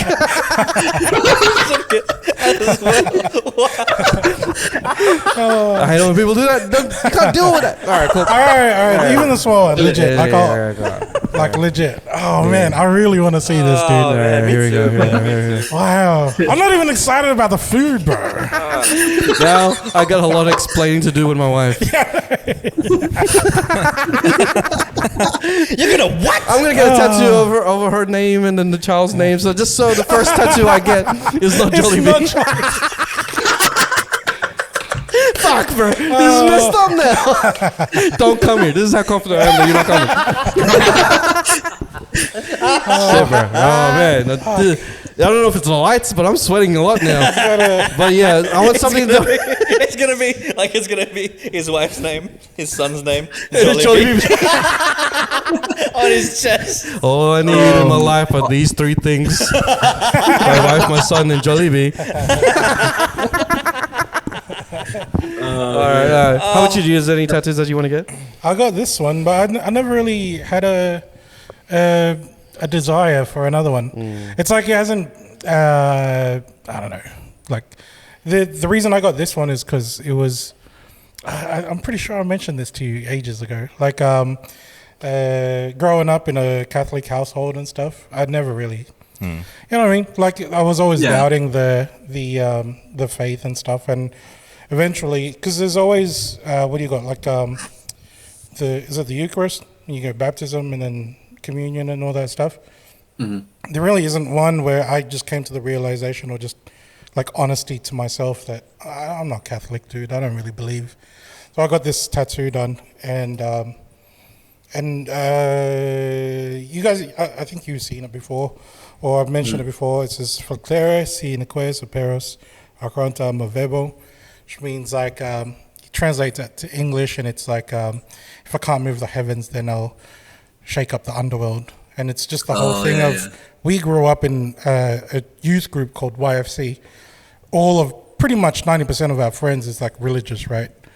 But the thing with me is that whether you think that I'm going to heaven or hell, in your minds, with me not having the same faith, I'm still the same person, baby.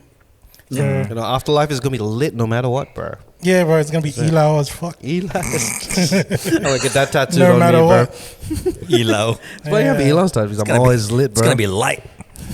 Yeah, I never like, really it's had like, a inkling. Yeah, do it's you have tattoos, man? yeah, actually, I do have one. So, I have this tattoo on my forearm. Oh, called, you got that like the last year or something, right? Yeah, I got it around like last year. So, the word is called henshin, which is originally my original thought when I got that tattoo was I actually wanted something to represent my nerdy side, like because like I'm into like tokusatsu, like Kamen Rider, Power Rangers, all that type, and then like.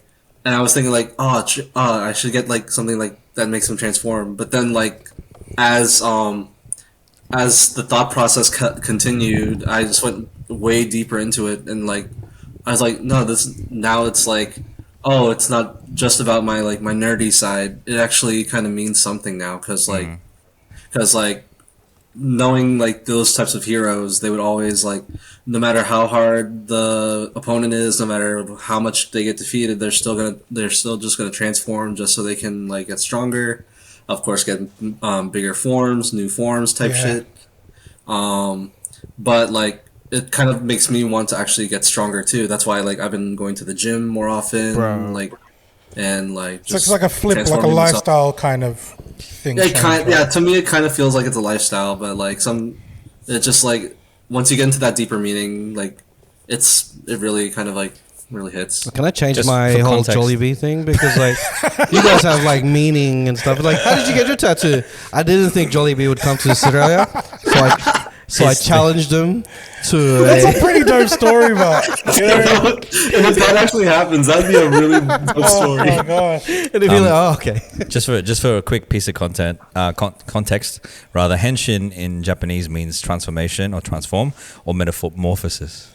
So it's kind of like Bruce Lee when he's like, "Be water, my friend." Yeah, you know, form along with the formless, challenge, and then shapeless. Yeah. That's cool. I man. get it. Very cool. All right, I remember you mentioned this in the Discord, like yeah. Too. Yeah. Oh yeah, you guys. Listen, join the Discord if you guys get a chance to. You join the Discord, and also if you're a part of a Patreon episode, you're joining a little private chat on our Instagram as well. So, last question. What before you leave? What do you want to ask the Cheatcoders? Ninong, Eric. Shoot. Eric. Shoot. Okay, last question. Eric. Let's see. When it comes like, I know that like the times that like when you guys like I send you guys like some videos about this stuff that happens in Australia and all that stuff. I'm just like, there's like so much stuff that I'm always so kind of been curious on like what Australia is like, because I do have relatives in New Zealand, so like, but I know that might be completely different than in Sydney itself. But like I just like, what's like the like how do I put this, like what's the culture like? It's all life true. there? Everything you've heard is true about Australia. Everything you've heard, it's true. So including the giant spiders, the toilets going the other way around, and all that. Everything. So far, you're 2 out of 2. So then, what about the culture? As in, like, what type of culture? As in the Australian culture, the Filipinos in Australia. The Filipinos in Australia, and like maybe how like the.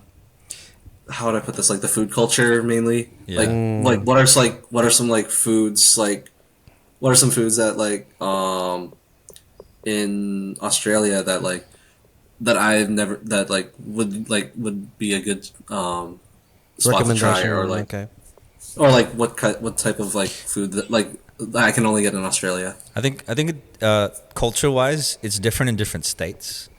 I think generally speaking, people tend to say that Australians are pretty laid back.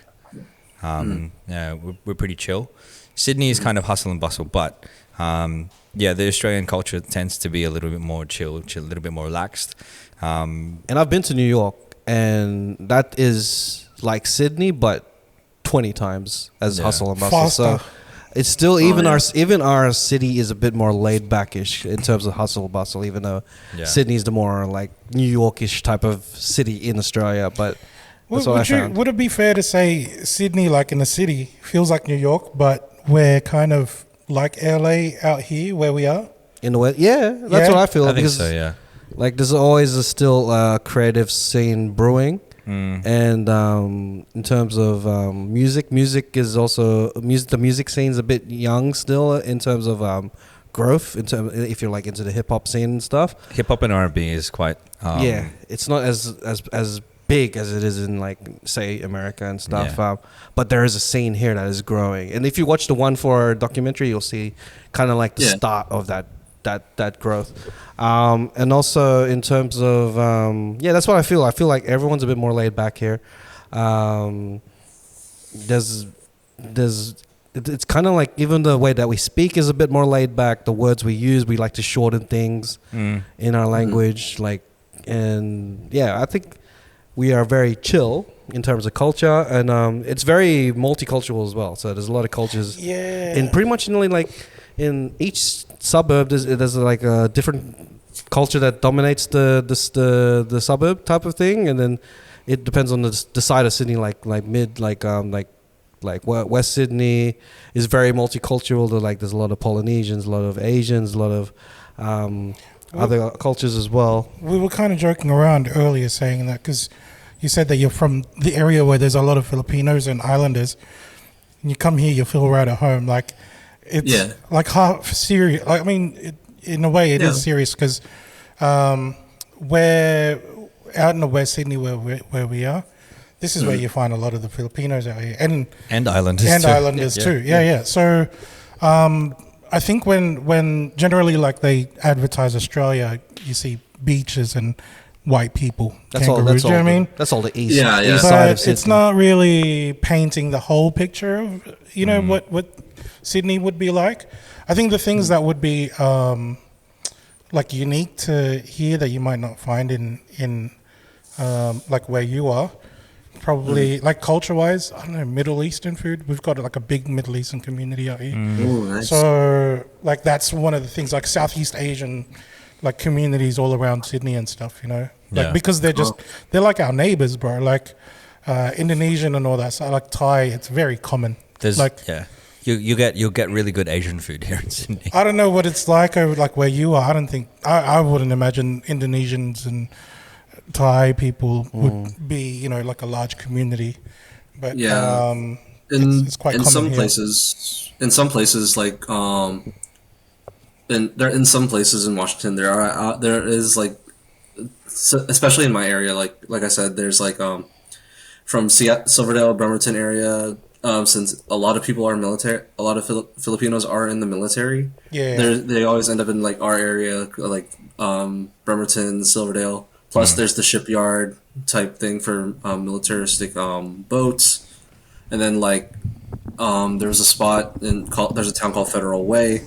It's all like it's like kind of like mini Korea. So there's like you have like Korean barbecues. There you have like dumpling spots. You got H Mart, all that, and then like there's even like they even have the place where you can actually play pool and ping pong and like kind of like a pool hall type thing. There's like so many different diverse parts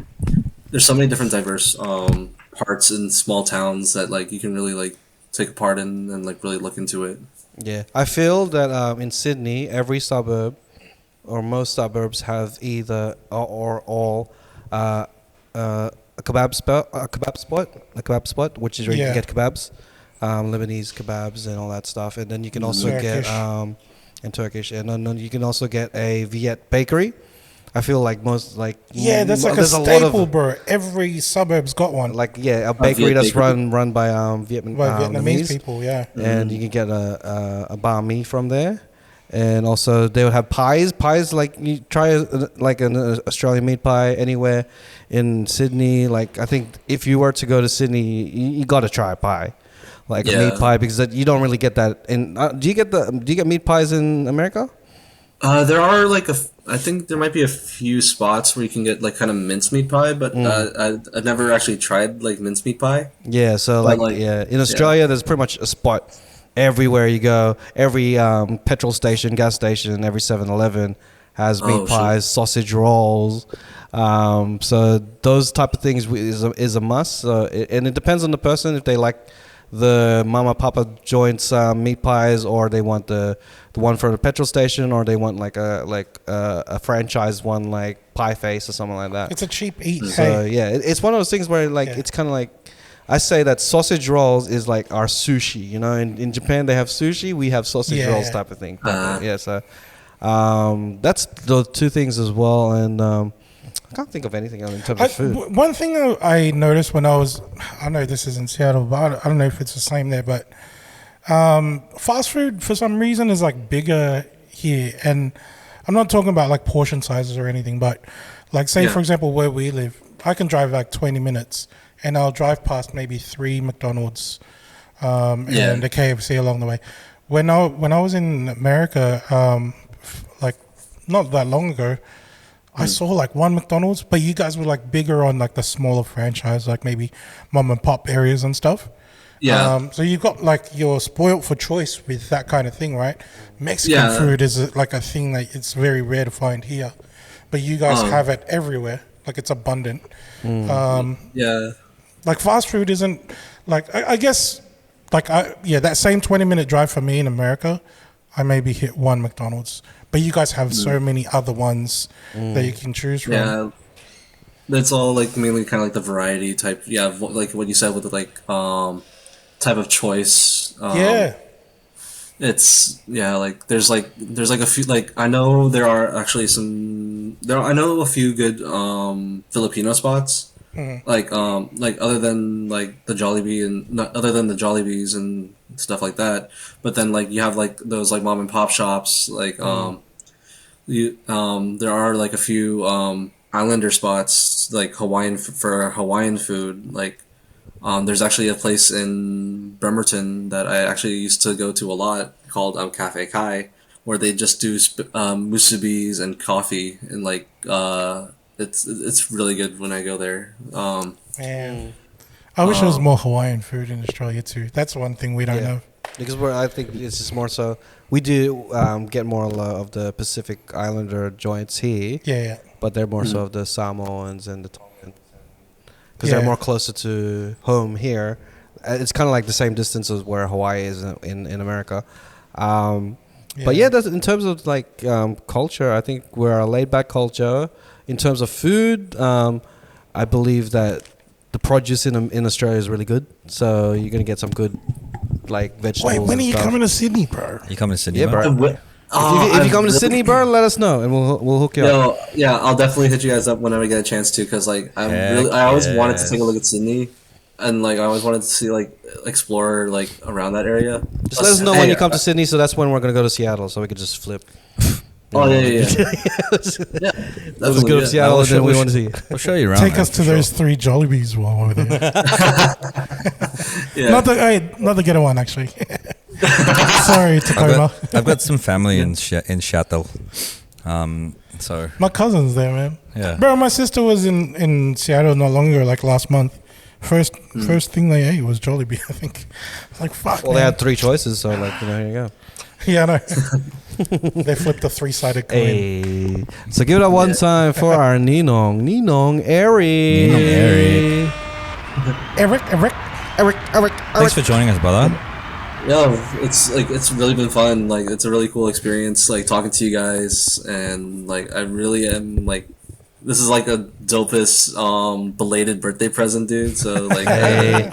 Happy birthday both of us. to for both of us, yeah. For you too. Happy birthday to you too. Used to. Happy birthday, dear Eric and Garcia. Christian Hey. Garcia. Welcome. And also don't forget Nats Blazing on the 13th. Happy birthday to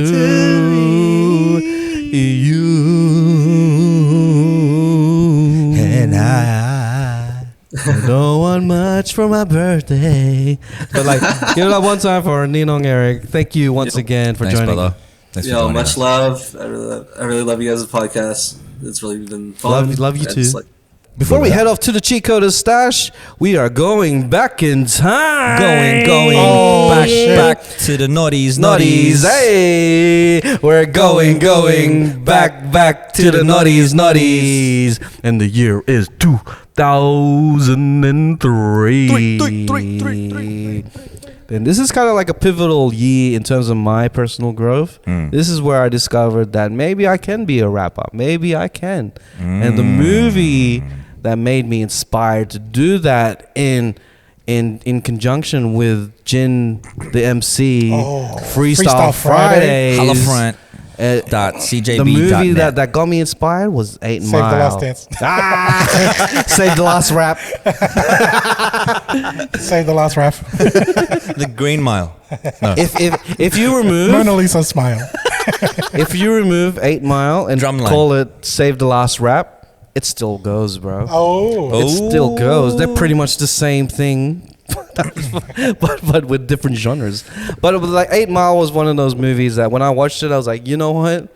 maybe I can try this rap battle thing. So I started rap battling in high school, in like middle of. No one else was there. Shout No out one to else LOC, battled. That's man. when LOC came in as well. Oh, And then I was shit. freestyling, and I know where he freestyled too. And then we be like, you know what? We could be mates, bro. And then we ended up just rap become battling, best bro. friends? Yeah, literally. that was the thing, bro. We freestyled, bro. That was the rap battle equivalent of Superman versus Batman. I know. And They then were fighting, and then one of them said Martha, and they were like, "Oh, how do you know that name? We're best friends now." bro, that year was the beginning of my rap career type of thing, and 8 Mile was the start of it, bro. It was the start of it. Fucking shout out to Kalim Shady, bro. Hey, also Kulim Kulim Shady, bro. So the events that happened in 2003 was Arnold Schwarzenegger was elected governor of California. Governor of California. That year, and also if you are an NBA head, this year Michael Jordan plays his last NBA game ever With the Wizards, yeah? with the Wizards. Right. And in the same year, which is crazy, LeBron gets drafted into the NBA. So it was like Michael Jordan out, Conspiracy? LeBron in. Are they the same person? Never know.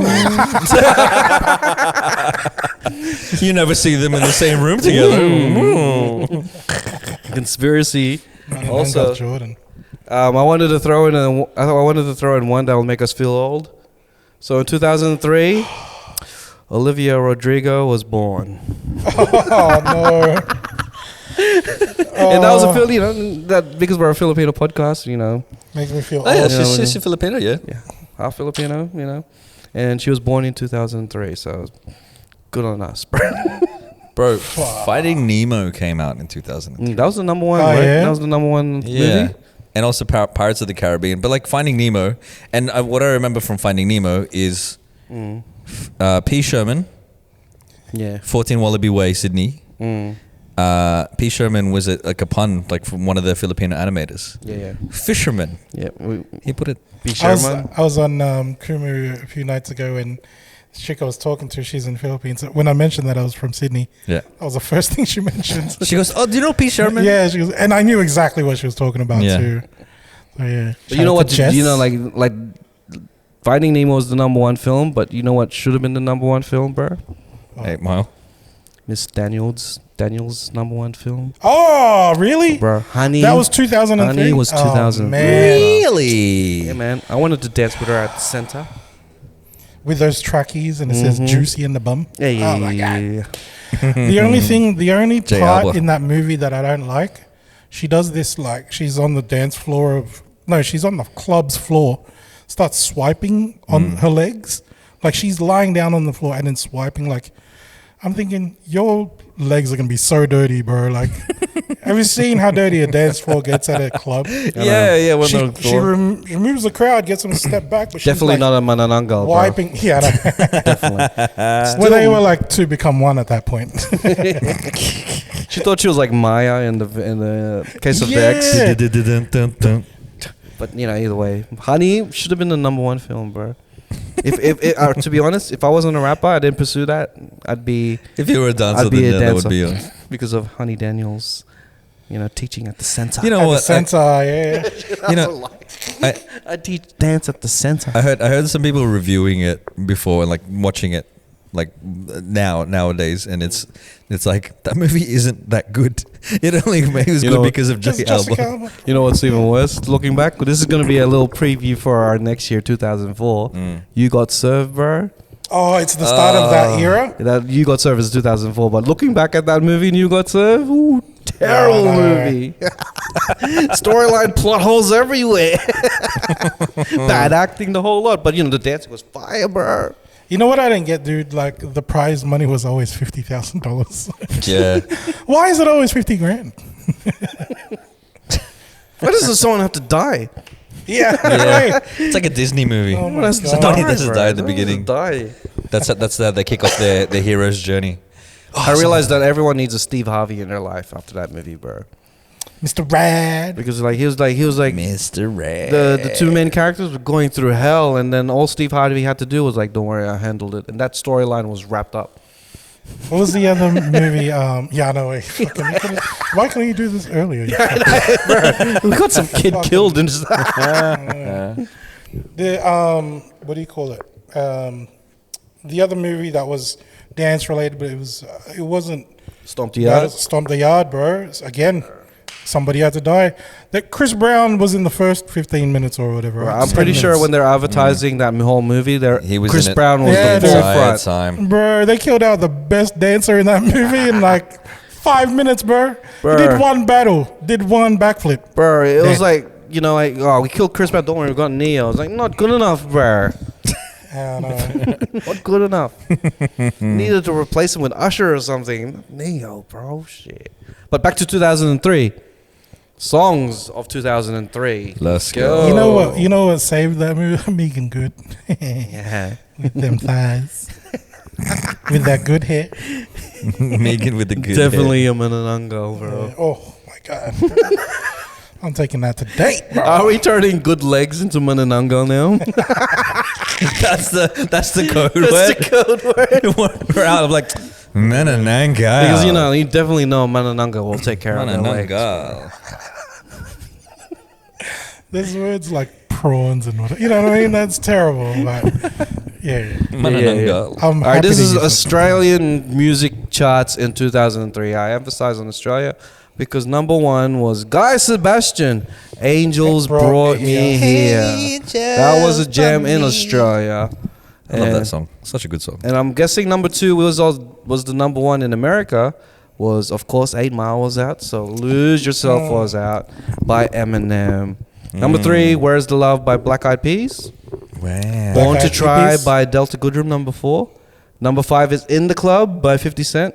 So that was In the club. So 50 Cent, the 50 Cent era, his takeover started this year on 2003. Then there's Bring Me to Life by Evanescence. Oh wow.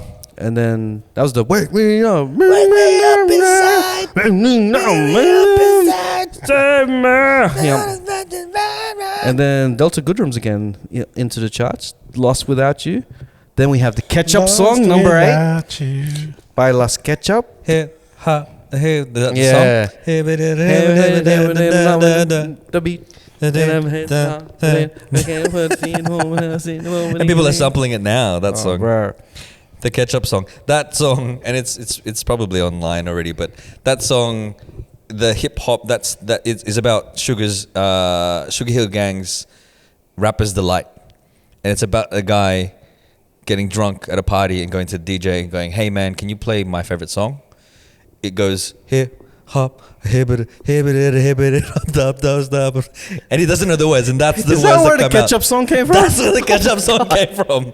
That's the lyrics in Spanish. the lyrics are in Spanish, but the chorus, the hook, is a drunk guy going, "Hey, can you play this Like song?" singing it to a DJ. Yeah. Not knowing the lyrics. That's how he's saying it, bro. I said it here. Ha, ahead. I said it here. I said it. You didn't know that? No, bro. My brain is going crazy right now, bro. The Ketchup song? He didn't know the lyrics. Boogie yada boogie dee.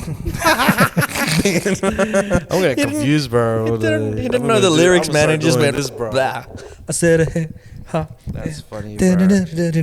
Yeah, man. Oh, that's funny. That's a banger, that so song. far, 2001 still has the bangers. Nothing's beating it yet so far. Well, apparently also this song came out. Oh, did he bring it back in 2003? Rock Your Body. Bro.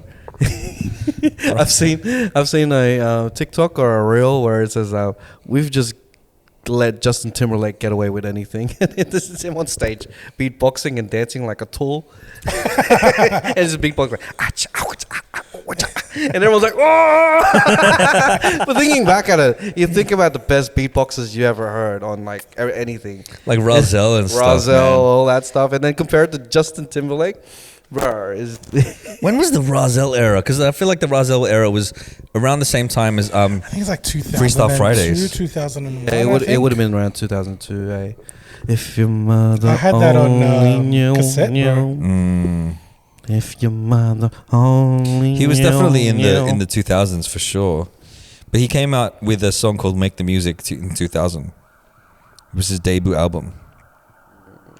Oh, early At the 2000s. same time. Yeah. Bruh.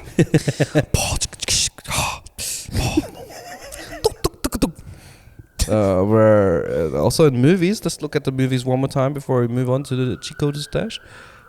So Finding Nemo, number 1. Number 2, Pirates of the Caribbean, The Curse of the Black Pearl. Matrix Reloaded. Number 4 is The Lord of the Rings. 5, Bruce Almighty. Number 6 is X-Men 2. 7 was Elf. And 8 was Chicago. This all, Chicago. I feel like that this is the era where movies started to become more like trilogies. Yeah, this is like, Right, 'cause- this is the franchise era, bro. Yeah, Harry Potter kicked it off, huh? It felt like that, yeah. It's like, Harry oh, Potter, man. Lord of the Rings, like even Matrix Reloaded. Matrix, yeah. They started coming out with like trilogies and Yeah, stuff. so far, man, I think 2001 is still up there. That's I think great. 2003, 2003 is like more. Tila Tequila was kicking it too. She was in a lot of magazines. What's that Tila other chick? Tequila, man. How about Jerry Lee, She was bro? Tila Newen at the time. You remember Jerry Lee? Fucking She Asian was the Avenue. other God. one, yeah. Bro. The floppy disk days, AA, bro. bro. AA. Oh, you went Alcoholic Anonymous, bro? Nah, bro. To Asian Avenue. Asian Avenue, man. I was in AsianRaps.com, bro. AZNRaps.com. AZNRaps.com. I'll see you at the forum. I'll read your lyrics, bro. That's what it was, bro. People typing up the lyrics. What do you think? AZNRaps.com. Those were the years, right, when like chat rooms was becoming a thing, you know, IRC. Yeah. And at the same time, like internet plans was so shit. Like they had ones where like, oh, it's like $5 an hour. But if you're on a like IRC, you probably transferred like maybe 200 kilobytes. You know the So funny for- thing? 200 kilobytes. Yeah, this is fucking nothing, right? Bro, you know the funny For, thing, bro? like those hours that you spent on the Yeah. chat rooms, people had bills that were like, "What the fuck, man? What am I paying $120 for?" Like, Yeah. Oh, talking to this boy. how over come I there. can't use the phone? Yeah. How many megabytes did you download? Whoa. It's funny, we'd go to the internet cafe just to chat Yeah. to each other. We can talk to each other right now. Now let's go to internet cafe. We used to joke about this shit, bro. Like, be like, "Oh man, one person's gonna be in their room, someone's gonna be in the living room, and then we'd just be chatting each other." But we could really just walk to each other. Fucking, we do that now, man. You know, like, Yeah. it was a joke at that time, but You text each other from We there. are the joke now. Yeah. We are the joke. We are the. We are the riddles. All right, so that was 2003. we are the boo chat. And then we're going to go travel into 2004 next week. So we'll see you then when we're back, going back. Wait. Going back to the naughties. naughties. Yeah, I had to think about it for a second. No, like it's like going back. back My to- brain's but- 2000. Hey, so naughties. if you guys want to showcase your favorite parts of 2003, let us know in the comments. 2003, All right. 2004. All right. So, anyone else have anything to say before we head off to our Cheatcoders Stash? Can I say this just before I lead into my Cheatcoders Stash? I figured like it's kind of a segue, but let me just pull up the song real quick though. Send it to. I'll send it to the group chat. But Send it to rap. a few a few weeks back, or months now actually, Yeah. we were playing a song. Remember, I was saying like, there's a song that I heard from Philly's mixtape, and then it really ruined my search history because the lyrics was like, this girl's makulet pinapalo ko sa puwet. You know, that Yeah. one called Shorty Magnet, right? You were trying to find the song based on the lyrics. Yeah, dude, but it was an exclusive, bro. Like, because Yeah. I hadn't released it yet. Well, now they have, bro. It came out yesterday, and this is my my Cheatcoders Stash entry, dude. They actually released, bro. They released the song. Here we go. This is Shorty Magnet by 025 bombing. Shorty Magnet. Featuring Hail Mary. Short.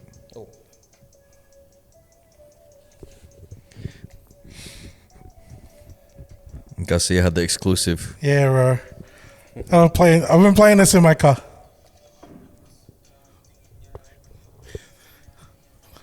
Kasi pussy nagwe-wet. Oh. Pinapalo ko sa puwet. Shorty Magnet. Yo.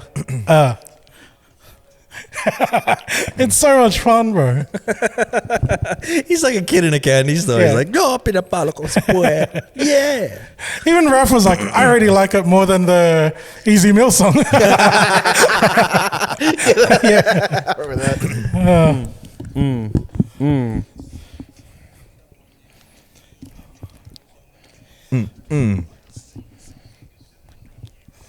Pussy gusto magpahimas. Oh, I love it. Can leave us. Oh, shit. He's the maddest hype man. After every line is like, he repeats the line and says, I love it. What I like is on the YouTube video, there's going to be no music, but you're going to hear all the lyrics from Garcia. But you'll hear the lyrics.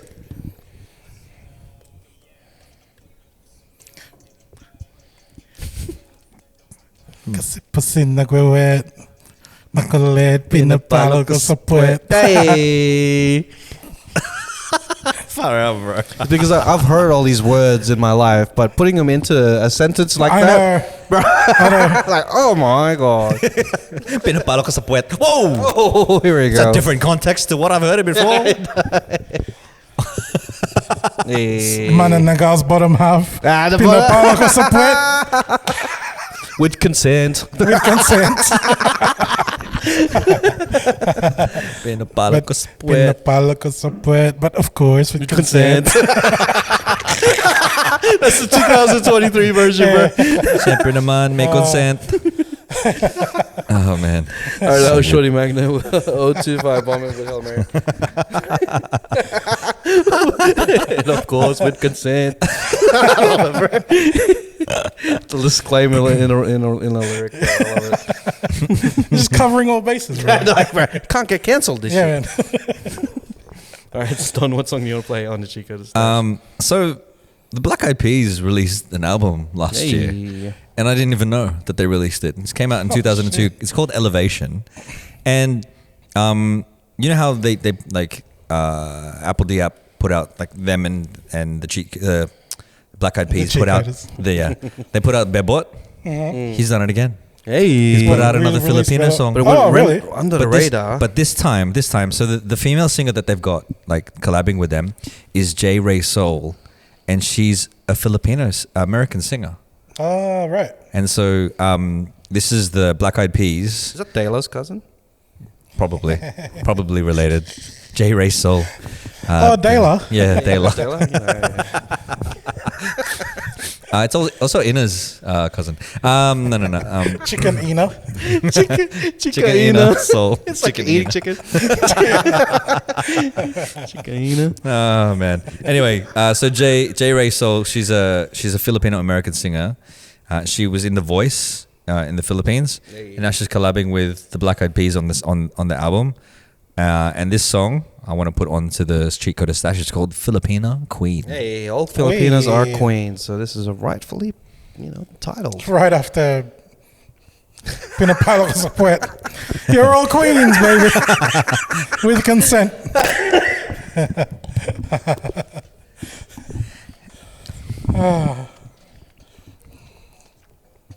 It's like Tagalog one dance, bro. Yeah, it is. On a dream.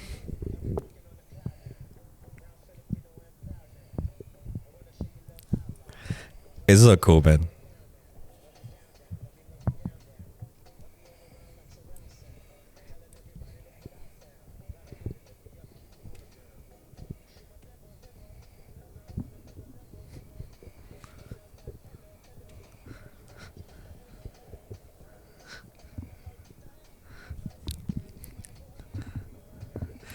It's one of those chill ones, man. Comparing it to the song we had before, Yeah. bro, it's a bit tame. It's so tame. Yeah, I know.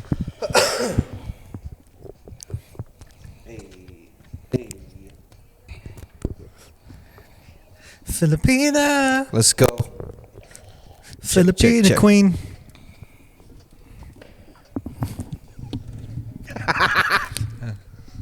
This one.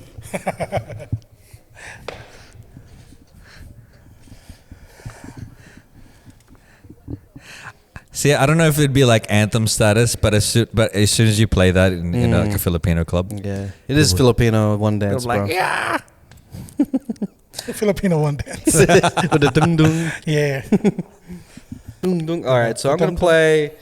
Yeah, it's obvious. It's friend of the show, and they just got signed to Epic Records. So we're gonna play some Horizon. I was gonna save that for the next episode. No surprise. What's going on in the next episode? We have no idea. But we're gonna play some it's their Horizon new now. song, Their huh? new song. You don't know nothing. This is pretty much when I heard the song and I listened to the lyrics. This is the most cockiest way of saying that you love someone. It's crazy. This is like their first a cappella song or something like that they released. The production sounds so nice as well. It just complements their voice.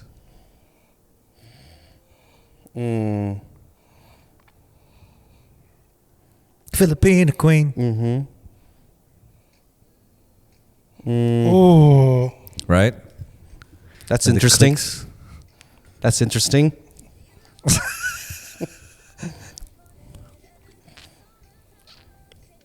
Yes, so you know all that stuff, right?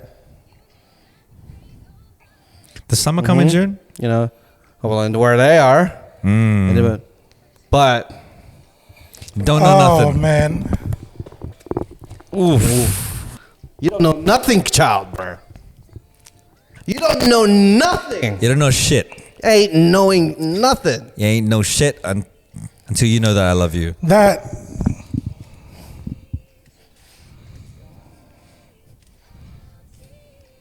Teach me. Hey. Teach me. She's basically saying, they're Let 'em basically know. saying, if you don't know that I love you, you're dumb. You don't know nothing, bro. You're dumb. You're dumb. You're nothing without me. Oh.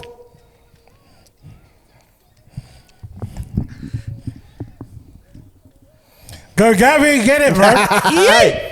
Hey. I'm like, Hey. you hearing Bernie's? Oh, it's carrying a lot, eh? Like you can really hear it. This is my favorite part. Ow! Ow! Ow! No, nothing. No, nothing. You don't know shit, bro. Tell him. Don't know shit. Let him know.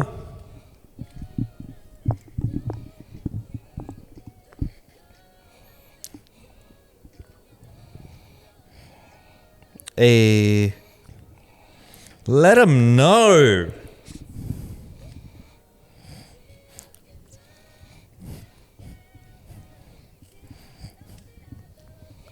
Oh my goodness. Oh my goodness. Whew. Is it possible to love 3 girls at the same time? Jesus Christ. Can you name all of the members of Horizon? Let's go, let's go, let's go. All of the There you members of Horizon? Aya, Mika,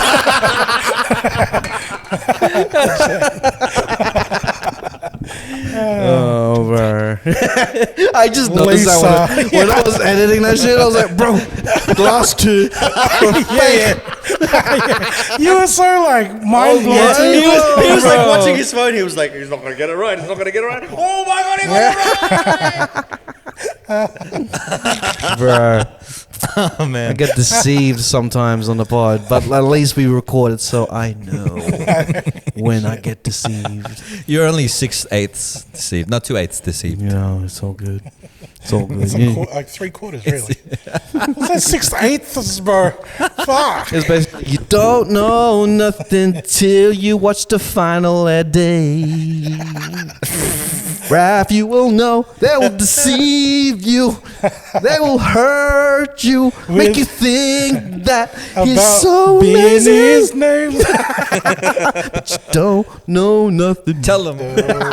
Let them know. Hey, so where can they find you, Miss Don Doing Smith? Mr. Don Doing Ms. Stuff? Denondler Bong. www.dondoingstuff.com. That's my website. Hey. At Don Doing Stuff on all social media platforms. And check out my music, Don Valix, on Spotify and all music streaming platforms. Hey, and where can I find you, Mr. Garcia? Beige hat. Beige. Christian without the H. It's Christian Wild Thought on Instagram or www.kulimlimshady.com. I'm Glim Lim. That's a really hard I'm spelling. Glim Lim Shady, and I'm the real Glim Lim Shady. Who's the real Kulimlim Shady? Please stand up. Please stand up. Please stand up. And you can find me raf.videos or rafflores.com or hyperbrand.com. Anything to do with your visual needs. Yeah. Man, I've been filming a lot of weddings. I've been filming a lot of weddings, but I rarely film a Filipino wedding. Oh. Bro, if you want a cheat coder to film your wedding, your chance is right here. I know an MC, and I know a person that could just sit there and make you popular. And I know a person. I know someone who can fix your insurance. He's got a brown hat, apparently. But we can make your wedding into a special one, you know what I mean? Just go to hyperbrand.com. All right, and where can I find the cheat coders? TheCheatCoders.com. Hey, follow the Patreon. If you want to be a Ninong just like Ninong Eric, you can just go to patreon.com/thecheatcoders and follow that tier. And also, this episode is sponsored by Blindime.